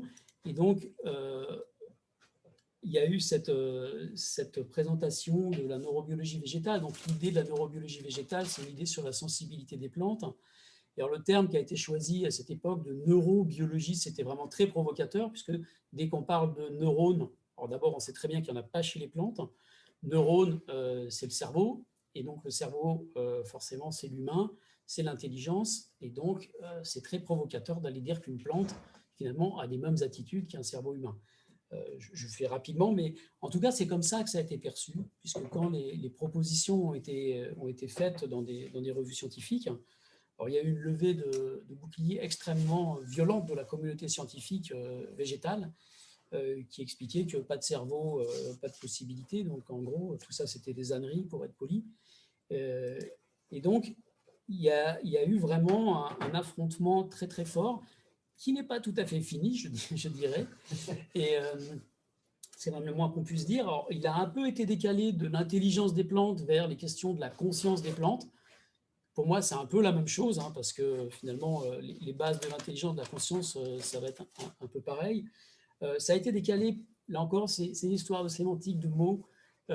Ça a été décalé à cause de l'intelligence artificielle. Parce que quand on parle d'intelligence artificielle, on parle de machine. Donc effectivement, l'homme n'a pas trop de problème pour donner de l'intelligence à une de ses inventions et constructions. Par contre, être capable d'accepter qu'un autre organisme ait de l'intelligence, là, c'est un peu plus difficile pour lui. Alors là encore, ça vient certainement de très loin, mais ce n'est pas moi le spécialiste qui pourrait discuter de tout ça, mais on sait très bien que depuis Aristote, et puis en tout cas dans toutes les cultures occidentales modernes, on a une vision du végétal qui est extrêmement, utilitaire. Et donc, on a de fait exclu le monde végétal de toutes les questions de sensibilité et d'aptitude à répondre à des éléments. Et c'est un peu ce sujet-là qui est remis sur le devant de la scène à l'heure actuelle. Alors, je dis bien remis parce que finalement, je vous ai parlé des expériences de Claude Bernard, mais il n'était pas seul au 19e siècle. Il y a un certain nombre d'auteurs qui ont fait beaucoup de travaux sur les plantes et qui ont démontré déjà leur sensibilité. Et donc, la sensibilité a énormément de stimuli différents. Et donc, je pourrais vous en parler très longtemps à l'heure actuelle de tout ce qui a été montré, mais rien que si on fait une comparaison avec les sens qu'on a chez les animaux, les plantes sont certainement capables de percevoir encore plus de stimuli que ne sont capables de le faire les animaux. Et en plus, elles sont capables de réagir beaucoup plus vite qu'on ne l'imagine en temps normal. Pourquoi? Parce que la plante, c'est un organisme qui est sessile, c'est-à-dire qu'il est fixé dans le sol. Alors, on revient un peu sur les arbres et les plantes. Et donc, elle, face à son environnement, elle n'a pas de possibilité d'échappatoire, d'évitement. Elle doit encaisser le stress, et pour ça, elle doit s'adapter, et elle doit répondre très vite, parce que si elle prend le temps de répondre, elle va périr. Ceci dit, elle a aussi cette capacité, qui est extrêmement différente de l'animal, donc à se laisser dévorer en partie, Et vous savez qu'avec juste un petit bout de plante, s'il vous reste un petit bourgeon, ben vous allez avoir une nouvelle plante qui peut être régénérée. Et ça peut être aussi illustré par les fruits, tout simplement, puisque la plante, elle va être capable de produire un organe, donc une partie d'elle-même, qu'elle va dédier à la consommation des animaux. Parce que quand vous avez un fruit charnu, il est vraiment dédié pour être mangé. Et donc, quand il est dédié pour être mangé, elle sacrifie une partie de son organisme donc pour cette dissémination des graines. Tout ça. Donc, en fait, l'altérité des plantes et leur façon de fonctionner, il est extrêmement perturbant quand on commence à le réfléchir, donc tel que le fait cette société plante neurobiologie à l'heure actuelle. Et donc, bon, je vais pas m'étendre beaucoup plus longtemps, mais voilà, je voulais vous présenter un peu ces deux volets de réflexion qu'on avait développés, en fait, moi, dans mon parcours, et puis avec l'équipe avec laquelle je travaille. Et donc, qui pour moi, sont très pertinents à l'heure actuelle, et je finirai là-dessus. Non pas forcément en recherche académique, même s'il y a beaucoup de travail, et notamment parce que le milieu académique n'est pas très ouvert encore à ces questions-là. Ça vient, mais ça prend un peu de temps. Quand je dis milieu académique, c'est vraiment sciences biologiques, sciences dures. Je pense qu'il y a beaucoup plus d'ouverture du côté des sciences sociales et de l'anthropologie, et surtout du côté du grand public, où pour avoir fait un certain nombre d'interventions au grand public, il y a une très grande demande des gens par rapport à ces sujets-là, donc autour de la vie et de la sensibilité du vivant. Et je pense que c'est vraiment quelque chose qui est important, et c'est des choses qu'on développera et qu'on discute au CPT. C'est pour ça notamment qu'on veut monter ce fameux colloque sur l'intelligence des plantes, et positionner, rediscuter un peu tout ça de façon extrêmement interdisciplinaire. Parce qu'un des enjeux pour moi, c'est effectivement d'être capable de percevoir les plantes différemment, et donc de se comporter de fait, ça prendra du temps, mais de se comporter de fait différemment avec les plantes, et on peut espérer des évolutions, bien sûr, dans les pratiques agricoles, etc. Et répondre aussi à un certain nombre de besoins des populations qui visiblement, dans le grand public, ça se ressent beaucoup, ont beaucoup ce besoin de sortir vers le monde végétal et de comprendre ce monde. Voilà, je m'arrêterai là. J'espère que ces témoignages vous auront apporté quelques éclairages sur notre façon de travailler en biologie. Merci beaucoup, François. C'était très clair. Enfin, de mon point de vue, c'était très clair. Et je remercie Patrick Laurenti en arrière-plan d'avoir fait un tel spectacle par ailleurs. Donc, voilà. En fait, j'ai envie de rebondir avant de céder la parole. Peut-être, je vois qu'il y a déjà une question, et peut-être Cécile Roudot en a d'autres également, sur la question de l'autonomie, puisque Pierre Winkler a commencé par qualifier les rapprochements du vivant ou du sauvage et du poème autour de cette idée d'une certaine autonomie de fonctionnement, à la fois du vivant et du poème.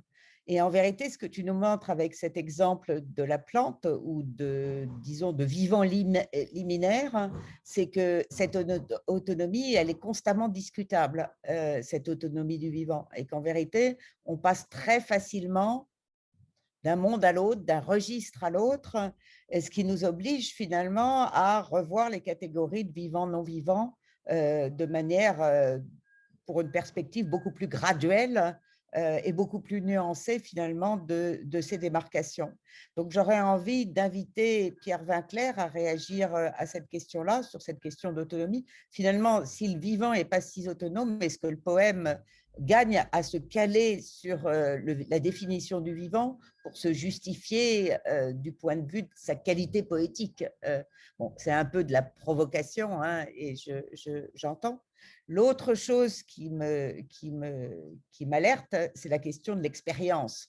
Et on voit de part et d'autre, et ça rejoint finalement le commentaire en ligne d'Éric Amonou sur les expériences que l'un et l'autre vous faites, des expériences qui engagent d'un côté les cellules et de l'autre peut-être ces cellules que sont les mots, de telle façon à essayer d'explorer leurs limites et les manières qu'on peut avoir de les recomposer de telle façon à étudier leur performativité. Donc voilà, c'est les premières réactions qui me viennent à vous écouter tous les deux. Il y en aurait bien d'autres, et notamment celle qui a conduit toute une réflexion au centre des politiques de la Terre, à savoir, est-ce qu'on communique mieux avec le vivant, avec un poème ou avec la science? Et finalement, qu'est-ce qui nous aide à communiquer avec le monde écologique d'une certaine manière? Est-ce que c'est la poésie ou l'art de manière plus générale, ou est-ce que ce sont ces dispositifs scientifiques qui les éclairent autrement? Voilà, je lance un peu cette conversation, et soit Pierre, soit François, prenez la parole, ou même Cécile, prenez la parole. Et puis, de manière générale, j'engage le public, et d'ailleurs, je vais donner la possibilité à chacun de prendre son micro et de réagir par lui-même. Donc voilà, je viens de réactiver les micros pour tout le monde, donc Je vais sentez-vous juste libre. réagir à la provocation que vous avez faite un petit peu en amont pour dire que, au contraire, désolé de rajouter du consensus là où vous cherchiez le dissensus, au contraire, je trouve que le fait que François dise que même pour les biologistes, il est difficile de définir le concept de vie et qu'il y a plutôt une gradation, etc., je trouve que ça rapproche encore plus le poème du vivant, ou en tout cas de l'objet étudié par les biologistes. Parce que je dirais tout aussi également que pour les poètes, c'est aussi tout à fait difficile de définir ce que c'est que le poème, ou la poésie en général, et qu'il y a effectivement aussi tout un continuum entre le non-poème et le poème, au point qu'il y a plein de gens qui, peut-être que c'est la même chose chez les scientifiques, peut-être qu'il y a plein de biologistes qui disent finalement, il n'y a pas vraiment d'enjeu à essayer à toute force de définir le vivant, et qu'il faut peut-être, je ne sais pas moi, imaginer une pluralité de catégories avec des aires de famille et pas un concept. De la même manière, en poésie, il y a plein de gens qui disent non, mais arrêtez d'essayer de vouloir un concept unitaire, que ce soit le rapprochement avec le sauvage ou toute autre chose. En tout cas, sur ce point précis que vous nommez, je me sens plutôt, au contraire, conforté par le scepticisme de François. Moi, je ne suis pas du tout dogmatique dans ma définition du poème, et assez ouvert à toutes les remises en question possibles. Donc voilà, juste pour répondre à ce point-là. Peut-être y a-t-il d'autres réactions par rapport à ce point-là? François, Cécile? Moi, il y a des passages qui m'ont frappé dans ce qu'a présenté Pierre. Il y a notamment un élément qui me paraissait intéressant dans la définition du vivant. On va dire qu'on est d'accord tous les deux. Quand vous êtes revenu sur ce que disait finalement Aristote, ça contient son principe de développement. Je crois que c'est quelque chose qui est important aussi dans le vivant, finalement. Ça peut être un élément de définition. Est-ce qu'un virus, on peut dire ça, par exemple? On peut dire qu'un virus, il contient le principe de son développement? Oui, quelque part, oui. Même s'il va utiliser une autre cellule pour y arriver, parce que finalement, mais il a son ADN. C'est un peu la structure, ça va être l'ADN si on veut simplifier. Hein. Il y a l'ADN, et donc c'est un principe de développement. On va dire c'est les plans qu'il a. Le vivant, ben justement, ça va être cette capacité donc à le pérenniser d'une génération à l'autre. Hein. Donc, Darwin a montré avec des transformations qui permettent donc des mutations qui vont permettre une sélection, etc. Mais le virus, il fonctionne de la même façon à ce niveau-là. Et donc, effectivement, en interne, finalement, ce qui va travailler, c'est ce patrimoine génétique. Et donc, c'est le principe de développement. Donc, oui, le vivant. Et on peut même, du coup, inclure les virus avec, du coup. Parce que moi, je verrais bien un rapprochement du poème avec le virus à ce moment-là, parce qu'il a besoin aussi de la conscience du lecteur pour pouvoir se déployer. Le poème tout seul, il ne fait rien. Mais il a quand même sa résistance. Il ne peut pas dire n'importe quoi. On ne peut pas lui faire dire n'importe quoi. Alors, le problème, ça va être que lors de l'évolution, il va y avoir des duplications, mais avec modification. Donc, je ne sais pas si le poème, on ne peut pas considérer que c'est des mèmes qui vont être transformés. Je ne sais pas si dans la vie d'un poème, on peut considérer qu'il va y avoir une évolution. C'est une question que je suis en train de lire justement un bouquin de Sophie Rabault sur l'interpolation et la manière dont le fait que les poèmes, on n'en a jamais les versions, les poèmes de l'Antiquité. C'est des versions toujours recopiées, avec toujours la question de qu'est-ce qui sont les vers authentiques et qu'est-ce qui sont les trucs rajoutés. On pourrait imaginer, alors bon, c'est sans doute d'ordre métaphorique, hein, mais il y a aussi cette espèce de mutation des textes où on se dit, bah, tiens, en fait, il y a tout un tas d'interpolateurs, de moines copistes ou je ne sais pas quoi, qui ont rajouté tout un tas qu'on fait grossir comme ça la nature du… Votre collègue est d'accord avec ce que je dis. Cécile, tu voulais prendre la parole, non? Oui, oui, oui. Moi, j'ai trouvé que on avait un chiasme intéressant, là, peut-être paradoxal, en vous écoutant tous les deux. On a un poète qui nous dit que le poème ne fait rien, et sinon nous demander de ne rien faire, et que c'est ça finalement son action, quelque part. Et puis on a un scientifique qui nous dit que l'usage des mots change notre perception du monde. Et donc ça, je trouvais que c'était particulièrement intéressant, ou du moins intriguant. En fait, oui, je voulais peut-être commencer par là. Donc, parce que ce qu'a dit François Bouteau, c'est quand même que si j'ai dans l'histoire, hein, puisque vous avez commencé à nous dire que vous allez nous raconter une histoire. Et en effet, vous nous avez raconté une histoire. Et cette histoire, c'est que quand vous avez utilisé certains mots et utilisé certaines techniques, et c'est comme ça que la question du vivant s'est posée. Et donc, ces techniques et ces mots, finalement, ont changé votre perception, c'est ça qui vous a fait poser des questions que vous ne vous seriez pas posées. Et ces mots, c'est la conscience, par exemple. Et puis, c'est une espèce de prosopopée ou dire bonjour à la plante, peut-être la plante va répondre, etc. Donc, il y a un jeu, vous avez utilisé le mot jeu, et donc c'est ce jeu, c'est l'usage d'un mot, la conscience, c'est l'usage de techniques qui ont créé un problème, une question, et donc on changeait la perception du monde, alors de cette limite entre vivant et non vivant. Et donc, j'avais envie de poser la question du coup à Pierre Winkler en disant, bon voilà, donc là, le mot a une efficace. La métaphore n'est pas morte finalement, puisqu'elle semble agir. Voilà, c'était un peu ma question. Alors, en fait, moi, je vais un peu, j'ai barré un peu complètement dans l'autre sens de là d'où je viens, parce que j'ai beaucoup réfléchi à la question de l'épopée. J'ai fait ma thèse de doctorat sur la question de l'épopée, et notamment à partir des travaux de Florence Goyet, qui a montré que l'imaginaire politique d'Athènes, en gros, sort de l'Iliade et de l'Odyssée, et donc que, alors là, pour le coup, en termes de capacité du poème à modifier, à révolutionner les imaginaires, c'est quelque chose de très puissant. Et même si on prend de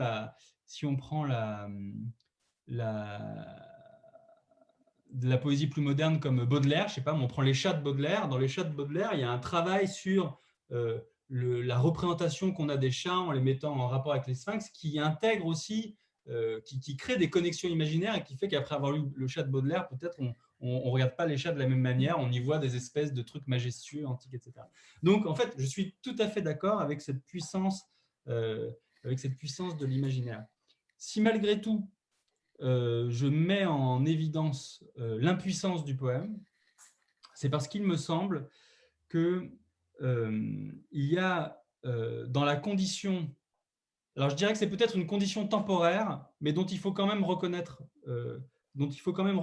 l'actualité, c'est que le poème moderne, contemporain, disons, moderniste ou postmoderniste, est quand même caractérisé par une espèce de béance de la signification, qui fait que son opérativité pragmatique est quand même soumise à question. C'est-à-dire que quand je lis un poème et que je dis que moi-même, je ne sais pas exactement ce qu'il dit, il me semble qu'il y aurait une… C'est-à-dire que moi, je voudrais sauver à la fois le poème et à la fois son opacité fondamentale. Et donc, je ne peux pas m'en sortir autrement, si vous voulez, qu'en disant, dans son opacité fondamentale même, il y a une ressource pour la question écologique, puisque justement, il nous met comme une poule en face d'un couteau, et donc, il nous retient d'agir, et que mais si vous voulez, c'est parce que je suis obligé de me rendre compte que c'est une tentative de lucidité, si vous voulez. Alors même que moi, ce qui m'intéresserait profondément, c'est d'être capable, vous avez lu la 4e de couverture tout à l'heure qui dit l'épopée, je ne sais pas quoi, c'est d'être capable de faire une épopée aujourd'hui. J'adorerais faire une épopée aujourd'hui. Mais je me rends compte que mon poème, il est opaque. Alors, peut-être que c'est parce que je suis trop petit. Quand je serai grand, j'arriverai à faire une épopée. Mais pour l'instant, la seule chose à laquelle je peux me raccrocher, c'est-à-dire à la fois en sauvant la face et en disant je sers à quelque chose comme poète, et à la fois en regardant avec un peu de lucidité ce que je produis, c'est de me dire ça. Mais dans l'absolu, je suis d'accord avec vous. Oui, non, mais alors, si je peux juste ajouter, mais en fait, ça va un peu reprendre la question d'Eric Amonou qui a marqué dans le chat, mais je lui laisserai la parole juste après parce que peut-être que ce n'est pas en fait la même chose. Mais moi, j'étais absolument fascinée par cette idée de cage parce que c'est violent, quoi. C'est super violent quand on commence à lire votre livre. On va mettre le vivant en cage, c'est la seule façon de pouvoir en fait le contempler et donc de l'appréhender. Mais tout ça, ce sont des termes de prison, de captation, etc. Or, c'est la vie qui vous intéresse. Et après, en entendant François Bouteau… No animal were armed.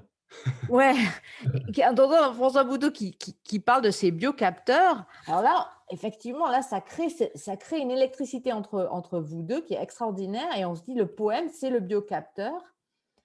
Mais alors, la question qui vient de là, c'est comment mettre le poème en culture alors?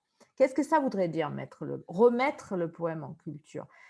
Est-ce qu'il faut en fait le disséminer et donc le circuler? Et donc ça serait peut-être une question, garder l'opacité du poème et le faire circuler, voilà, c'est dans la réception, c'est dans le va-et-vient, l'échange peut-être, enfin même si on échange de l'opacité, on échange quelque chose. Voilà. Il y a cette question aussi, je pense, qui pourrait être intéressante pour reprendre ce que vous dites et de l'échange. C'est la question du collectif. J'imagine que les scientifiques, ils travaillent toujours à plusieurs, ils discutent ensemble les résultats, ils font des articles qui sont lus par des peer reviews, etc. Et dans le livre la sauvagerie, là, j'ai essayé une expérience qui est assez rare en poésie, c'est de faire un livre collectif. Il y a 50 poètes qui ont été mobilisés.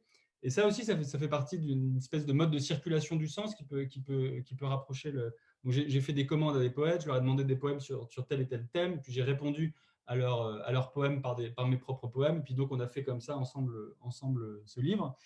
Et c'est vrai que cette question du collectif, elle est aussi extrêmement présente dans la question de l'épopée, où en fait, ce n'est pas un Aède, mais c'est un gars qui, à un moment donné, concrétise comme ça toute une nébuleuse d'histoire et puis les met en jeu pour un auditoire qui est lui-même multiple, etc. Donc peut-être que cette question du collectif peut être une manière de se sortir et de la question de l'opacité. Et puis, pour faire circuler les virus, il faut aussi de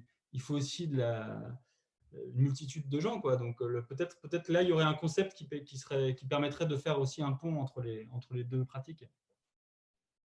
Peut-être céder la parole à Eric Amonou qui a posé plusieurs questions dans le chat.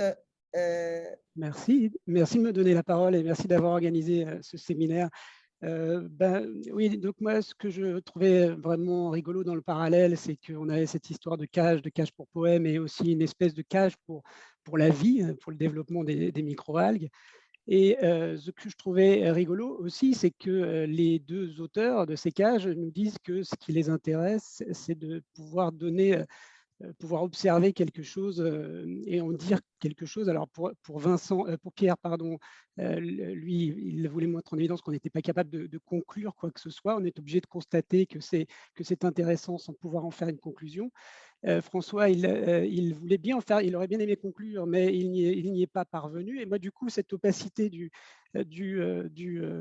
poème, je trouve qu'elle est intéressante et on peut peut-être trouver un autre débouché donc à l'opacité du poème, qui est que c'est un rappel que le monde, il est peut-être plus complexe que ce qu'on peut en dire aujourd'hui et que c'est une forme d'humilité pour nous tous, pour la science, et puis un appel à la patience peut-être et à avancer sûrement, mais sereinement.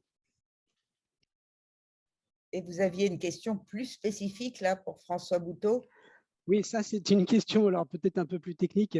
Je ne sais pas si vous voulez la traiter là, mais c'est vrai que je trouvais intéressant de ces récits autour des plantes qui sont un petit peu, je ne sais pas s'ils sont anthropomorphistes, je sais pas pourquoi, si c'est mal ou pas. En revanche, je trouvais ça assez intéressant pour aller chercher des nouvelles expériences ou pour aller chercher, pour faire avancer l'étude sur les plantes. Et notamment, là, je sais, parce que c'est un peu le domaine dans lequel je suis amené à travailler, que certaines plantes réagissent au stress hydrique. Alors peut-être François pourrait le confirmer ou pas, et par l'émission de composés chimiques, et que ces composés chimiques ont ensuite un cycle de vie dans l'atmosphère. Une fois qu'ils sont dans l'atmosphère, ils vont interagir avec les composés qu'ils ont et puis se transformer en ce qu'on appelle des graines de nuages, ou enfin permettre la formation de nuages et peut-être les pluies. Alors du coup, je trouvais ça rigolo que une plante qui est stressée hydriquement soit amenée à émettre des composés qui vont finir par générer des nuages et des pluies. Alors, est-ce qu'il y avait là une ingénierie de la plante? Alors oui, on peut dire ça comme ça. On sait très bien que dans les grandes forêts tropicales humides, il y a quasiment toujours des nuages autour et que ces nuages, ils sont liés effectivement à des molécules qui sont relarguées par les plantes, notamment des isoprènes, etc., qui servent de cristaux pour accumuler l'eau et générer les pluies. Et effectivement, il y a des émissions qui dépendent des émissions de ces molécules qui dépendent des stress. Donc, oui, les plantes subissent des stress hydriques. Et nous, d'ailleurs, on travaille un peu au laboratoire là-dessus, donc on a beaucoup de données, mais juste pour l'anecdote, en fait, on a mesuré les variations de potentiel électrique chez les plantes qu'on met en stress hydrique. Et donc, quand vous voyez une plante qui se fane comme ça, il faut savoir qu'elle a une réponse électrique aussi, hein, exactement comme un animal qui va être stressé, etc. Et donc, ces réponses électriques, elles permettent de faire passer des signaux de la racine vers les parties aériennes. Alors bon, je vais aller peut-être un peu vite, un peu loin, parce qu'on ne l'a pas démontré, mais ces signaux électriques, ils servent justement à transmettre cette information et ça va servir certainement à l'émission d'un certain nombre donc à la synthèse d'un certain nombre de molécules et potentiellement à l'émission de ces molécules volatiles qui vont générer, effectivement, lorsqu'elles sont larguées, ces noyaux d'accumulation, je ne trouve pas le mot, excusez-moi, mais qui vont permettre donc les flux d'eau autour des forêts.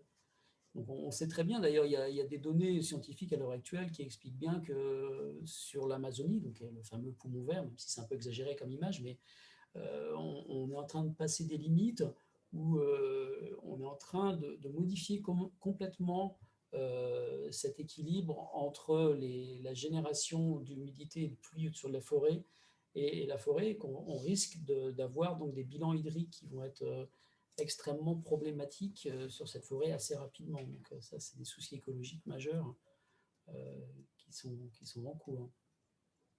Je ne sais pas si ça répond trop à votre question, mais... Oui, tout à fait. Merci beaucoup. Peut-être y a-t-il d'autres questions parmi ceux qui nous écoutent et dont je ne vois pas le visage? Est-ce qu'il y a d'autres questions? Oui, vous voulez prendre la parole? Je vous en prie, allez-y. Oui, bonjour. Merci pour ces présentations très, très intéressantes. Ma question est pour Pierre Vinclair. En fait, vous avez mentionné que voilà, la différence entre une thèse scientifique ou un discours explicite et un poème, c'est la possibilité d'habiter, de rêvasser, etc. C'est une idée que j'aime beaucoup. Mais je me demandais justement, qu'est-ce qui faisait selon vous qu'un poème serait plus habitable qu'un autre? Je dirais évidemment, voilà. Est-ce que, par exemple, on a souvent l'habitude de penser, je pense que, en tout cas dans mon cas, par exemple, un roman ou des formes longues sont plus habitables puisque on les habite plus longuement, elles deviennent une sorte d'habitat quotidien. Donc, je ne sais pas si, qu'est-ce que vous, peut-être que le poème finalement propose d'autres formes d'habiter et si oui, pourquoi, comment? Merci pour votre question. Le roman, moi j'ai l'impression qu'il compense justement par le nombre de pages le fait que localement, il n'est pas habitable. Donc, c'est ça le concept du page turner, en fait. On est toujours projeté sur la page suivante. On ne peut pas rester en face d'une page de roman. Alors, sauf ce qu'on appelle précisément les romans poétiques, c'est-à-dire ces romans qui sont écrits un peu comme des poèmes et où on peut rester en face d'une page de Proust pendant toute une thèse. On peut faire toute une thèse sur une page de Proust et habiter comme ça avec Proust et penser à chacune virgule. Et donc, il y a quelques auteurs de romans, ou Flaubert, ou quelques auteurs de romans comme ça qui ont mis un tel soin à l'écriture qu'on peut y habiter. Mais au fond, le concept même de page turner me semble signifier le fait de compenser par la quantité l'impossibilité d'habiter localement. Et pour le poème, moi, je vois ça un peu comme une rivière, en fait. Et une rivière dans laquelle le sens ce serait le flux, il y aurait une espèce de flux de sens, et puis il y aurait des obstacles comme ça. Et comme dans une rivière, les obstacles jusqu'à un certain point sont les conditions d'écoulement du sang. C'est-à-dire si vous n'avez pas de rive, ça ne coule pas non plus. Si vous n'avez pas de cailloux, il n'y a pas de courant. Mais jusqu'à un certain point, c'est-à-dire si les cailloux sont trop gros, et si les rives sont trop fortes, ça ne passe plus non plus. Et donc pour moi, l'art de la composition de poèmes, c'est la recherche de cet équilibre. Moi, je cherche à faire les rivières à la fois les plus, c'est-à-dire où ça coule, mais où ça coulerait le plus doucement possible, où le plus d'eau possible coulerait le plus doucement possible. Je dirais ça, c'est-à-dire trouver le meilleur équilibre entre la puissance du flux et les obstacles qui créent des courants, et ces courants font qu'on est obligé de remonter 3 vers plus haut. Mais alors, qu'est-ce qu'il a dit? Par exemple, les rimes. Une rime, c'est ça. Une rime, c'est une petite décharge qu'il faut vous faire monter 2 vers plus haut avec un son que vous avez déjà entendu. Et quand vous voyez, je ne sais pas moi, vous allez à l'école, tout le monde a eu l'expérience de ça, de passer 2 heures d'explication sur un sonnet de 14 vers. Et c'est lié à un patient travail de… C'est pour ça que moi, je pense que quelque chose comme une pratique comme l'explication de texte, c'est pas du tout une pratique qui est imposée de l'extérieur, c'est vraiment ce qu'appelle le poème. Le poème, il veut ça, quoi. Il veut qu'on passe 2 heures comme ça à trifouiller. Alors, il ne faut pas le faire forcément avec des outils trop abstraits, trop rêches, mais ou la traduction, l'exercice de la traduction. Vous soulevez chaque mot, vous regardez ce qu'il y a dessous, vous remettez, vous changez de ça. J'ai vraiment l'impression que c'est ça que le poème attend de nous, quoi. Alors que je n'ai pas l'impression que c'est ça que le roman attend de nous. Je voudrais juste revenir sur les rapports entre de l'exercice du scientifique qui s'émeut devant les microalgues qui, après 30 ans, vivent et l'émotion qui peut me saisir à lire soit vos poésies, soit d'autres. Je pense que la question de l'habitabilité, c'est une question qu'on travaille beaucoup au Centre des politiques de la Terre, c'est une question aussi d'émotion. Et je trouve que de ce point de vue-là, c'est quelque chose dont on ne parle pas. On s'est beaucoup calé sur la question de l'objet, l'objet poème, l'objet plante, mais de fait, il y a quelque chose de l'ordre de l'émotion qui guide la manière dont on peut travailler ces objets et la relation écologique à ces objets. Je parle du sentiment écologique à d'autres endroits et il me semble que cette question de l'émotion, c'est ce qui nous permet d'apprendre de nous-mêmes, d'apprendre de la relation à l'objet, d'apprendre de l'objet également. Donc, je ne sais pas, c'est quelque chose qui me vient dans cette question de la comparaison ou de la mise en regard, en tout cas, de vos 2 activités, de la manière dont vous pouvez les transmettre aux autres. Alors, moi, si je peux rebondir là-dessus, effectivement, dans ce qu'a dit Pierre tout à l'heure, moi, j'avais noté un certain nombre de choses qui, je trouve, c'est des parallèles. Donc, il y avait faire sens, interpréter sans fin, qui résiste. Pour moi, c'est des choses que je retrouve dans mon activité. Et il y avait aussi espace pour rêver. Et c'est vrai que ça rejoint ce que dit Nathalie. Je ne sais pas si c'est transparu quand je le disais, mais moi, cette histoire de microalgues, c'est quelque part, pour moi, en tant que biologiste, c'est vraiment un espace qui me fait rêver, quoi, dans ma démarche. Donc, il y a une démarche sensible par rapport à ça. Mais ça me fait penser aussi, parce que tout à l'heure, vous avez parlé des imaginaires. Et moi, j'étais en relation il y a quelque temps avec des designers. Et en fait, ce qui m'avait posé comme question, c'était par rapport aux connaissances qu'on a à l'heure actuelle sur le végétal, qu'est-ce qu'on peut avoir comme imaginaire? qu'est-ce qu'on peut proposer comme imaginaire autour de ça. Et en fait, ça m'a complètement, je ne sais pas quel mot, perturbé quelque part cette question, parce que je me suis rendu compte à ce moment-là qu'en tant que scientifique, toute la dimension émotionnelle, etc., on l'avait par moment, il y a vraiment une excitation, quelque chose comme ça. Mais alors, par contre, la notion d'imaginaire appuyée sur ce qu'on fait, il y a une autocensure complète, je dirais. Alors, c'est peut-être moi particulièrement, mais je crois qu'il y a peut-être pas mal de biologistes qui font ça aussi. Donc, on ne s'autorise pas du tout à, je dirais, à rêver par rapport à ça. Donc, moi, je me suis dit qu'il fallait que je me soigne par rapport à ça, que je commence à y réfléchir. Et ce n'est pas si simple, hein, parce qu'on se sent complètement pas à sa place. Donc, on est vraiment un formatage. Et donc là aussi, je dirais que le travail interdisciplinaire pour ça est très, très intéressant, d'une part parce que ça peut nous permettre de nous autoriser et donc avancer, grandir par rapport à ça. Et je pense notamment qu'on a, bon, je vous le disais, on a commencé à travailler notamment avec Étienne Grésillon et Denis Chartier qui est présent pour voir comment, côté sciences sociales et côté biologie, on pouvait confronter un peu ces dimensions-là. Et il me semble que, alors là, je ne suis vraiment pas du tout spécialiste, mais ce qui m'a un peu fasciné dans le travail qu'on est en train de mener, c'est que autant dans la société moderne, effectivement, donc peut-être très scientifique, en tout cas pour ce qu'on peut en voir, on est peut-être un peu bloqué par rapport, côté science, j'entends bien, côté des imaginaires, autant vers des sociétés différentes, qui ont des cosmologies différentes. Donc je laisserai des personnes qui se connaissent mieux que moi en parler, mais il y a un certain nombre de populations qui se sont libérées, qui ont des imaginaires très forts. Et ce qui est frappant, je dirais, c'est que la réflexion à laquelle on en est, en tout cas qu'on essaie de poursuivre, c'est que on voit qu'on peut arriver finalement à des propositions assez proches en se basant sur des données qui sont très scientifiques, sciences dures, et arriver à des conclusions assez proches sur des populations qui ont eu des réflexions et des imaginaires beaucoup plus forts par rapport à ce qu'ils pouvaient vivre. Et donc ça, je trouve que c'est quelque chose d'assez fascinant. Et moi, cette question des imaginaires, c'est vraiment un monde nouveau pour moi, je dirais. Et dans la poésie, je crois que c'est aussi un support qui permet de prolonger très certainement ce travail. Et donc dans votre travail, je trouve que cet écho me parle beaucoup, je trouve, dans ce que vous avez proposé. Est-ce que je peux réagir une seconde avant de donner la parole à quelqu'un d'autre? Moi, j'y vois peut-être aussi tout à l'heure, vous avez mis en scène les limites du monde académique officiel avec les papiers, les publis, etc. Et ça me faisait penser à une trilogie, à un triptyque dont parlait Karl Popper, l'épistémologue. Il disait qu'il y a trois mondes. Il y a le monde 1, qui est le monde matériel, des objets, dans lequel il y a ce verre, dans lequel il y a les atomes, etc.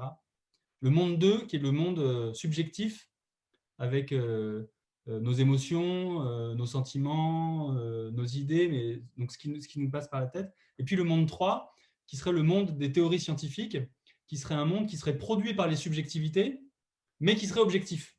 Dans lequel vous auriez, par exemple, je ne sais pas moi, le théorème de Pythagore. Il a bien été produit par quelqu'un, c'est-à-dire avant Pythagore, on n'en avait pas l'idée, mais il s'autonomise, et ce qui fait que vous parlez d'autres sociétés, un Givaro, il va reconnaître la vérité du théorème de Pythagore, alors qu'il ne va pas reconnaître la vérité des choses qui sont seulement dans le monde 2, comme par exemple, je ne sais pas moi, toutes les croyances que j'ai et qui sont liées au fait que je sois un Français contemporain. Et ce qui m'intéresse beaucoup dans cette idée, c'est qu'en fait, d'une certaine manière, faire confiance à l'imaginaire, ou en tout cas vouloir réinvestir cette question imaginaire, c'est assumer qu'il n'y a pas de monde 3 d'une certaine manière, c'est-à-dire assumer la beauté et l'intérêt du monde 2, c'est-à-dire un monde, les poèmes, ils n'ont pas d'effet sur le monde 3. Ils peuvent avoir un petit effet dans l'histoire des idées si vous dites, je ne sais pas moi, Ronsard a repris des trucs à Pétrarque, c'est dans le monde 3 d'une certaine manière. C'est vrai aussi pour un Givaro, mais l'essentiel de ce que fait Ronsard, il n'est pas dans le monde 3, c'est les émotions qu'il fait à ses lecteurs, aux personnes qui le lisent, etc.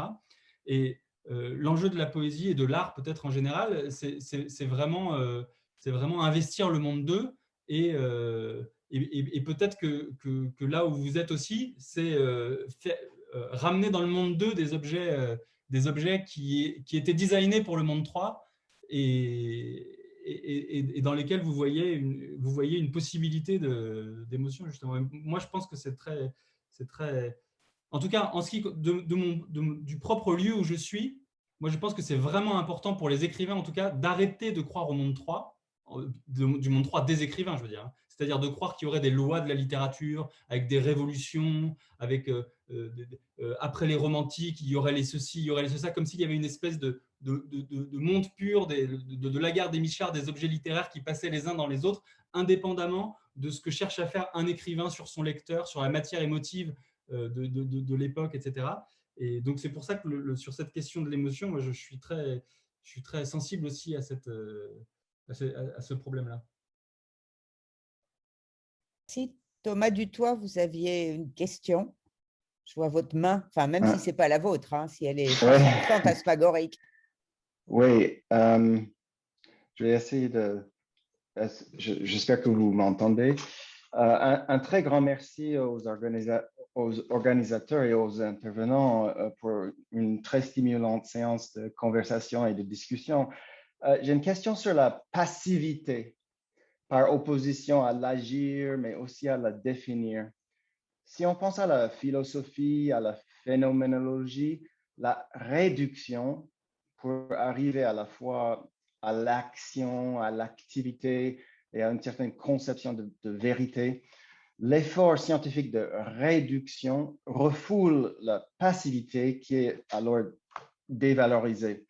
Or, la passivité, selon Derrida, dont on lit au passage son cours intitulé « La vie, la mort » consacré à la pensée de François Jacob, la passivité sera pour lui un ressort ou une puissance de production, le contraire de la réduction ou de la définition.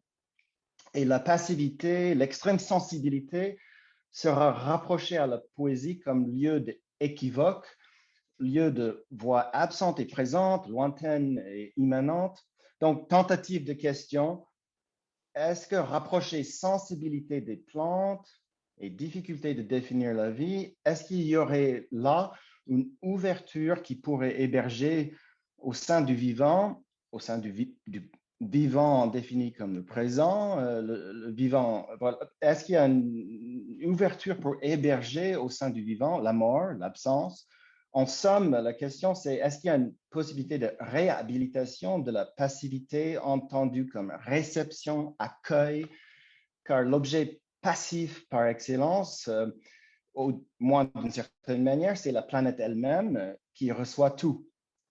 Pour utiliser l'ancienne manière de définir le dieu de la mort, le souterrain qui accueille tout. Voilà, tentative de question. Alors, c'est une question difficile pour moi. Moi, alors, si je me base en biologiste, alors la mort, c'est la vie, en fait. On peut pas dissocier l'un de l'autre. Donc, c'est un peu facile comme réponse, j'en conviens. Mais oui, j'avoue que je ne sais pas trop quoi répondre sur cette notion de passivité, justement. Moi, j'ai tendance à… Alors, c'est peut-être pas la réponse, mais la passivité, justement, c'est quelque chose… Je pense qu'il y a très peu de vivants passifs, en fait. Je pense que le vivant est actif et il est toujours actif. Et pour moi, la vie, c'est quelque chose qui est extrêmement dynamique. On ne le voit pas toujours, hein. C'est une histoire d'échelle, échelle de temps et échelle de taille, ce qu'on voit, ce qu'on ne voit pas. Donc, on a les limites de nos instruments d'observation. Et quand je dis instruments d'observation, c'est même nos yeux, nos oreilles, hein. Donc, il y a plein de choses qu'on ne voit pas, mais la vie n'est pas passive. Pour moi, elle est même hyper active tout le temps. Si je refocalise sur mes petites plantes et ce qu'on fait, moi, un exemple que j'aime bien donner parce qu'on n'imagine pas forcément, mais on parlait de stress hydrique. Nous, quand on fait des expériences, là, j'ai une étudiante qui soutient sa thèse dans 2 jours, elle a travaillé sur le stress hydrique. En fait, quand on applique à une plante un stress, on applique un stress hyperosmotique, mais un stress hydrique est un stress hyperosmotique, la première réponse qu'on observe, c'est en millisecondes. En millisecondes, la plante, elle répond. Bien sûr, nous, on ne voit rien, Mais je vous dévoile des travaux scientifiques qui vont être dévoilés dans 2 jours. Mais en gros, au bout de 2 heures, il y a déjà eu 2 phases de réponse. Les premières, elles sont dans les 30 premières millisecondes, et ça enchaîne des réponses différentes. Et la première série de réponses qui a lieu dans la première demi-heure va permettre à la plante d'activer des voies de survie, d'adaptation. Et en fait, si le stress est maintenu plus longtemps, au bout d'1 heure, il y a déjà une autre série de réponses qui va amener vers des réponses délétères, éventuellement la mort, même un suicide actif, en l'occurrence. Donc ça reste quelque chose qui est actif, qui n'est pas passif, un suicide actif de certaines parties de la plante qui peuvent participer à remodéliser l'architecture racinaire, etc. Donc la notion de passivité, pour moi, dans le vivant, je ne crois pas. Je veux dire, le passif dans le vivant, ça va être peut-être cette vie latente que j'ai évoquée tout à l'heure. Donc, par exemple, la graine qu'il a est un organe sec, mais qui est plus vivant dans le sens de la définition qu'on pourrait avoir de la vie. C'est vraiment une vie latente où il n'y a plus les fonctions, justement, les capacités de réponse, mais l'organisme vivant va se mettre dans une activité, enfin dans une absence d'activité complète, qui fait qu'on ne peut même plus la reconnaître comme vivante. Donc, voilà, je ne sais pas si ça répond bien, mais cette notion de passivité, pour moi, je ne vois pas de vivant passif, en fait, justement. C'est peut-être une différence entre la vie latente, qui serait la passivité, et la vie, qui serait l'activité. Sachant que la graine, si je peux me permettre de rebondir, quand vous dites que elle est en forme latente, elle ne reçoit pas non plus d'informations, enfin on ne lui fait rien. Parce que dans l'idée de passivité, il y a aussi l'idée qu'on reçoit quelque chose de l'extérieur et on l'assimile. Enfin, il y a le côté pathos dans le passif. Dans l'activité, je touche quelque chose d'autre, et dans la passivité, mais la graine, rien ne lui arrive d'une certaine manière. Ben, elle est en phase d'insensibilité. Oui, c'est ça. Donc, elle n'est même pas passive en ce sens-là non plus. Elle n'a pas de pathos, quoi. Oui, elle est insensible, certainement. Oui. Moi, je voudrais rebondir aussi sur cette question de la passivité, notamment sur le lien entre passivité et équivoque que vous avez mis en évidence à travers ce que dit Derrida. Il me semble que le poème, justement, empêche... Je vois bien ce que c'est la passivité quand on lit un roman ou quand on regarde une série, mais le poème, du fait de son équivocité même, implique de la part du récepteur qu'il ne soit pas simplement récepteur et qu'il soit producteur de la signification aussi. Et souvent, on dit qu'il n'y a que des poètes qui lisent de la poésie. Et à mon avis, ce n'est pas simplement un fait sociologique, c'est aussi un fait herméneutique, au sens où pour pouvoir recevoir un poème, il faut savoir le produire. Et il y a plein de gens qui sont démunis face au poème parce qu'ils n'en ont jamais produit et donc n'ont pas du tout l'idée du type d'action de réception qu'ils doivent mettre en jeu pour pouvoir accomplir justement cette passivité qui est en même temps une activité. Et donc pour moi, le poème, c'est justement une espèce de lieu d'indistinction entre l'activité et la passivité, au sens où le récepteur est sommé d'agir. Sinon, il ne se passe rien. Alors que la série télé, elle agit pour vous toute seule. Il n'y a qu'à ouvrir les yeux, ouvrir les oreilles, et puis hop, c'est déjà minuit, dodo. Merci beaucoup. Merci pour les 2 réponses. Merci. Est-ce que peut-être y a-t-il d'autres questions ou d'autres commentaires, envie de parler? Je vais juste peut-être dire qu'en fait, oui, donc du coup, le poème crée le poète. En fait, le faire du poème, c'est de créer en chaque lecteur un poète qui s'ignore finalement. Donc l'action du poème serait de créer le poète. Et je me disais, en réfléchissant à ces questions de pathos et de passivité, que le poème pourrait être compris, enfin, ou ressenti comme une surface sensible qui aussi reçoit les impulsions du lecteur lui-même. C'est-à-dire que quand on lit un poème, on le découpe, on s'arrête, on change l'endroit où on s'est arrêté, et donc ça change le sens. Et donc le poème lui-même est presque rendu vivant par le lecteur ou la lectrice comme une surface sensible, comme une de ces plantes peut-être dont parle François Bouteau, où il faut, enfin, il y a une question aussi d'échelle, je pense aussi, de lire le poème de près, de loin.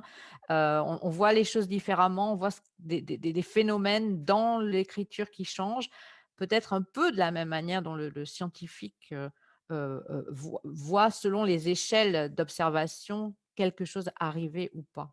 Voilà, c'était juste.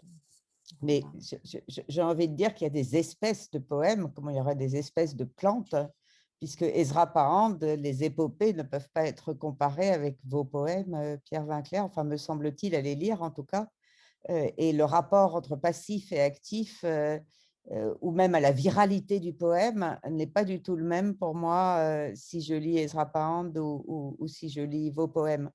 De fait, bon, ça mériterait une analyse bien au-delà de celle que je peux faire ici, mais il me semble important de ne pas génériciser en fait l'émotion ou les émotions ou le rapport passif-actif qui nous vient à la lecture et à la vision de l'algue ou de l'arbre de vos poèmes et de ceux d'Ezra Pound. À chaque fois, maintenir le caractère extrêmement singulier et situé de cette expérience-là me semble véritablement précieux pour apprécier ça, j'ai envie de dire.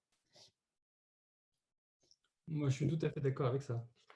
Il me semble que justement, en tout cas, si on veut faire droit à la dimension vivante du poème, alors il faut reconnaître la singularité. Et donc, l'analogie que vous faites me semble tout à fait pertinente.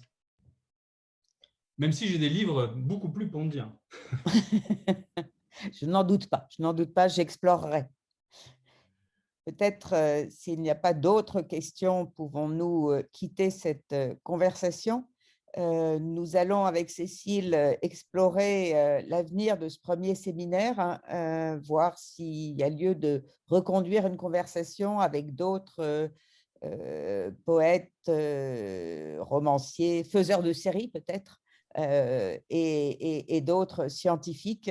Donc, en tout cas, nous vous remercions pour avoir aussi bien participé à cette session qui était, je dois le dire, et je remercie François Bouteau et Pierre Vinclair, tout à fait intéressante et stimulante en effet.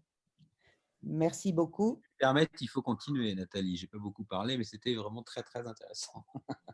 Eh ben, écoute, je ne sais pas trop s'il faut ou pas reconduire. Je pense qu'il faut reconduire cette conversation. Merci beaucoup. C'est bien de le savoir aussi, d'avoir un peu un feedback. Merci beaucoup. Merci Pierre Vinclair et merci François Bouteau. C'était une vraie conversation. Merci. Merci à vous. Merci à vous et merci. Bonne soirée. Bonne soirée. Bonne soirée. Au revoir. Au revoir.